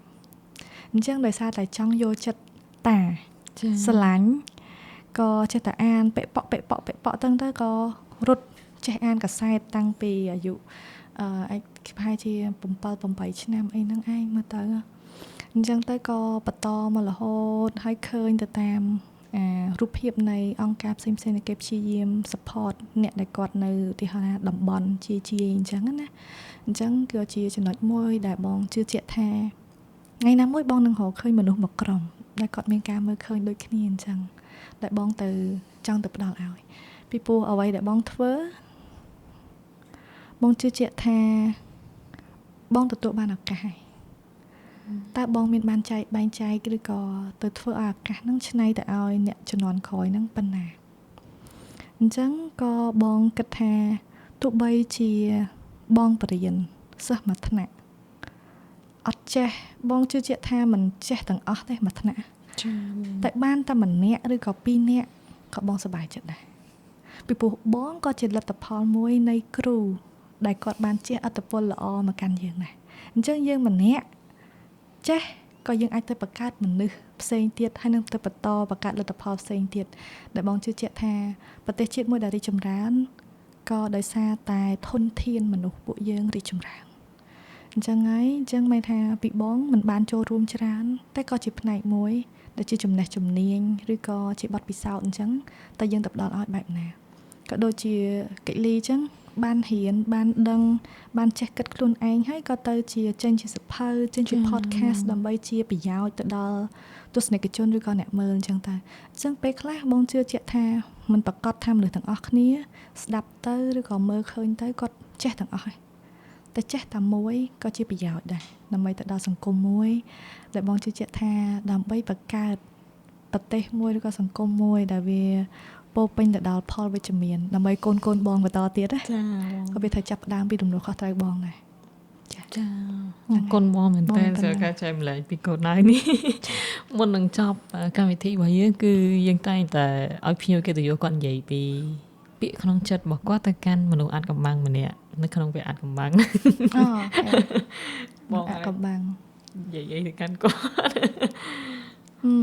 មនុស្សអាថ៌កំបាំងបងគិតថាមនុស្សអាថ៌កំបាំងអូខេបងនៅតែចង់អរគុណហើយនឹងដឹងគុណទៅកាន់មនុស្សទាំងអស់ដែលបងបានជួបទោះបីជារឿងទាំងអស់វាបានសំប្រកបឬក៏មិនសំប្រកបក៏ប៉ុន្តែវាជាផ្នែកមួយដែលបងក៏រៀនសូត្រពីរឿងទាំងអស់ហ្នឹងហើយអ្នកដែលបងចង់ដឹងគុណខ្លាំងជាងគេគឺជាអ្នកដែលតែងតែបែរថាតែងតែបន្តតែងតែមើលឃើញបែរថាមិនដែលស្គាល់ថាយើងពីណាឬក៏ពីណាក៏ប៉ុន្តែជាចំណុចមួយដែលគាត់ជឿទុកចិត្តហើយស្រឡាញ់បងតាំងពីបងអត់មានអីសោះរហូតដល់បន្តមកដល់ឥឡូវអញ្ចឹងបងគិតថាមនុស្សម្នាក់ហ្នឹងដែលឈរជាប់បងរហូតស្រឡាញ់បងគិតថាបើនិយាយទៅអាហ្នឹងយើងអាចនិយាយពីមនុស្សម្នាក់ហ្នឹងហ្មងបានទេឬក៏ត្រូវទុកអាកំបាំងអាចនិយាយឈ្មោះហ្មងក៏បានដែរអូខេបងជឿជាក់ថាពីការស្រឡាញ់របស់ឪពុកម្ដាយគឺជ្រាលជ្រៅដូចគ្នាចាបងប្រហែលជាតាក់ទងមួយនឹងការសម្ដែងចេញខុសៗគ្នាពីការបង្ហាញណាឧទាហរណ៍ដូចឪពុករបស់បងអ្វីដែលបងចងចាំគាត់ពីទូចគឺការតឹងរឹងវិន័យ ត្រូវតែមានបកែត្រូវតែម៉ត់ចត់សូម្បីតែពេលខ្លះឥឡូវពេលដែលបងលើកទូរស័ព្ទមួយគាត់អីគាត់នៅតែមានអារម្មណ៍មួយថាពេលខ្លះវាទៅសម្ពាធព្រោះត្រូវតែតឹងរឹងតឹងតែងរហូតក៏ប៉ុន្តែរាល់ពេលដែលមានបញ្ហាគឺគាត់តែងតែឈានជើងមកលើកទឹកចិត្តមកដឹកនាំកូនមានបញ្ហារឿងអីគាត់តែងតែលើកទឹកចិត្តឲ្យបងរឹងមាំរឹងប៉ឹងមិនថាកូនជាស្រីទោះបីកូនស្លូតមិនក៏ដោយក៏កូនត្រូវដឹងថាកន្លែងហ្នឹងកូនជាណាគេជាណាគេអញ្ចឹងកន្លែងហ្នឹងកូនមានសិទ្ធិនិយាយអីគេខ្លះគាត់តែងតែរំលឹកឲ្យបងទៅមើលឃើញហើយណាមួយដោយសារតែគាត់ជាមន្ត្រីច្បាប់ដែរណាអញ្ចឹងគាត់ជួយបរៀនបងច្រើនឲ្យច្បាស់លាស់ធ្វើអីក៏ដោយគឺច្បាស់លាស់គេគាត់ប្រាប់បងមួយថាខ្ចីដឹងខ្ចីឲ្យដឹងឲ្យចាគឺទោះបីជាពេលខ្លះយើងមកចត់យើងមើងម៉ាត់អញ្ចឹងមែនអ្នកដតីឃើញមកដូចយើងវា serious ពេកក៏ប៉ុន្តែយើងអត់ធ្វើឲ្យមានបញ្ហាអត់ធ្វើឲ្យមានភាពរកម្មរកុសបន្ទាប់ពីនឹងទៅអញ្ចឹងណាអញ្ចឹងគាត់បរៀនបងច្រើនពីភាពច្បាស់លាស់ទាំងអស់នោះសឹងតែពេលខ្លះបានថាពីតូចណាយើងធ្លាប់មានអារម្មណ៍ថាប៉ាខ្ញុំប្រហែលជាមិនសូវស្រឡាញ់ខ្ញុំទេព្រោះមើលទៅដូចស្រឡាញ់ប្អូនស្រីខ្ញុំជាងដូចថ្នមប្អូនស្រីជាងអីអញ្ចឹងណាក៏ប៉ុន្តែពេលដែលបងធំឡើងទៅបងមើលឃើញថាសូម្បីតែមួយក្រុមការងារអញ្ចឹងមិនមែនបងប្រើមកវិធីហ្នឹងជាមួយនឹងក្រុមទាំងអស់គ្នាក្រុមម្នាក់នេះត្រូវការវិធីនិយាយផ្សេងម្នាក់បុគ្គលិកម្នាក់នេះត្រូវការវិធីនិយាយផ្សេងបុគ្គលិកម្នាក់ទៀតត្រូវការវិធីនិយាយផ្សេងទៀតក៏ដូចជាមួយនឹងឪពុកម្ដាយអញ្ចឹងចា៎ផែជាបងក៏ត្រូវការប្រើវិធីហ្នឹងប្អូនបងក៏ត្រូវប្រើការវិធីផ្សេងអញ្ចឹងពីជំរឿចិត្តវិញបងនៅតែចង់អរគុណទៅដល់ប៉ាគាត់ហត់ច្រើនដែរពួកបងជឿជាក់ថាមានមនុស្សម្នាក់ដែលមកសម្គាល់រឿងទូចស្បែកជើងមកពីរៀនត្រូវដាក់ណាកៅអៅត្រូវជួនណាកូនឯងបន្ទប់ត្រូវតែរៀបឲ្យស្អាតចានអីត្រូវតែលាងឲ្យស្អាតទ្វារបន្ទប់ទឹកចេញឲ្យគឺត្រូវតែបិទគឺនៅពេលដែលម្នាក់ហ្នឹងគាត់ខ្វល់ខ្វាយទូចទាំងអស់ហ្នឹងខ្ញុំបងគិតថាគាត់ stress ក៏ប៉ុន្តែបង really appreciate ដឹងគុណហើយក៏អរគុណមែនតើនៅរាល់ដែលការដែលគាត់បរៀនចា៎ហ្នឹងហើយក៏ដូចគ្នាជាមួយនឹងម្ដាយបងគិតថាជាការមួយដែលគាត់ផ្ដល់ឲ្យបងគឺសេរីភាពនៃការរស់នៅជាខ្លួនឯងសេរីភាពនៃការទៅធ្វើអីដែលខ្លួនឯងចង់បានអញ្ចឹងណាអញ្ចឹងពីបងទៅបើសិនជាឲ្យជ្រើសរើសដំបូងគេគឺឪពុកម្ដាយនឹងឯងហើយអ្នកទី2ទៅប្ដីចាប្ដីមិនថានៅពេលដែលយើងពិបាកបំផុតគឺគាត់ចូលមកជួយចាចូលមក support ហើយជឿជាក់បងគិតថាបងសំណាងបើនៅក្នុងជ្រុងនេះបងអត់ប្រៀបធៀបការសំណាងនៅក្នុងការប្តីប្រពន្ធនឹងជាមួយនឹងប្តីប្រពន្ធផ្សេងទៀតទេពីព្រោះដោយសារយើងពិបាកយើងអាចទៅប្រៀបធៀបជីវិតមនុស្សទេព្រោះយើងធំធាត់នៅក្នុងមជ្ឈដ្ឋានខុសៗគ្នាតែនៅជ្រុងនេះមួយបងមើលឃើញថាជាចំណុចមួយដែលសំណាងគឺសំណាងដែលបានប្តីដែលគាត់អាចទៅចែកមានរឿងអីគឺយើងទៅចែកគ្នាដាក់លើតុហើយគាត់គោរពនៅការសម្រេចចិត្តបែរថាទោះបីជានៅក្នុងជ្រុងមួយប្តីគាត់ជាអ្នក support ប្រពន្ធគាត់ជាអ្នកដឹកនាំក៏អត់បញ្ហាយើងជាប្តីប្រពន្ធណាគេអ្នកដឹកនាំក៏បានណាគេអ្នកទុកលុយក៏បានដែរឲ្យតែគ្រួសារនឹងមានសុភមង្គលហើយអាចឆ្ពោះទៅមុខអញ្ចឹងជាចំណុចមួយដែលបងមានអារម្មណ៍ថាបងសំណាងដែលបងអាចទទួលបានការជោគចិត្តមិនថាទុកចិត្តគេទុកចិត្តឲ្យយើង lead គេទុកចិត្តនៅក្នុងការដែលយើងសម្រេចចិត្ត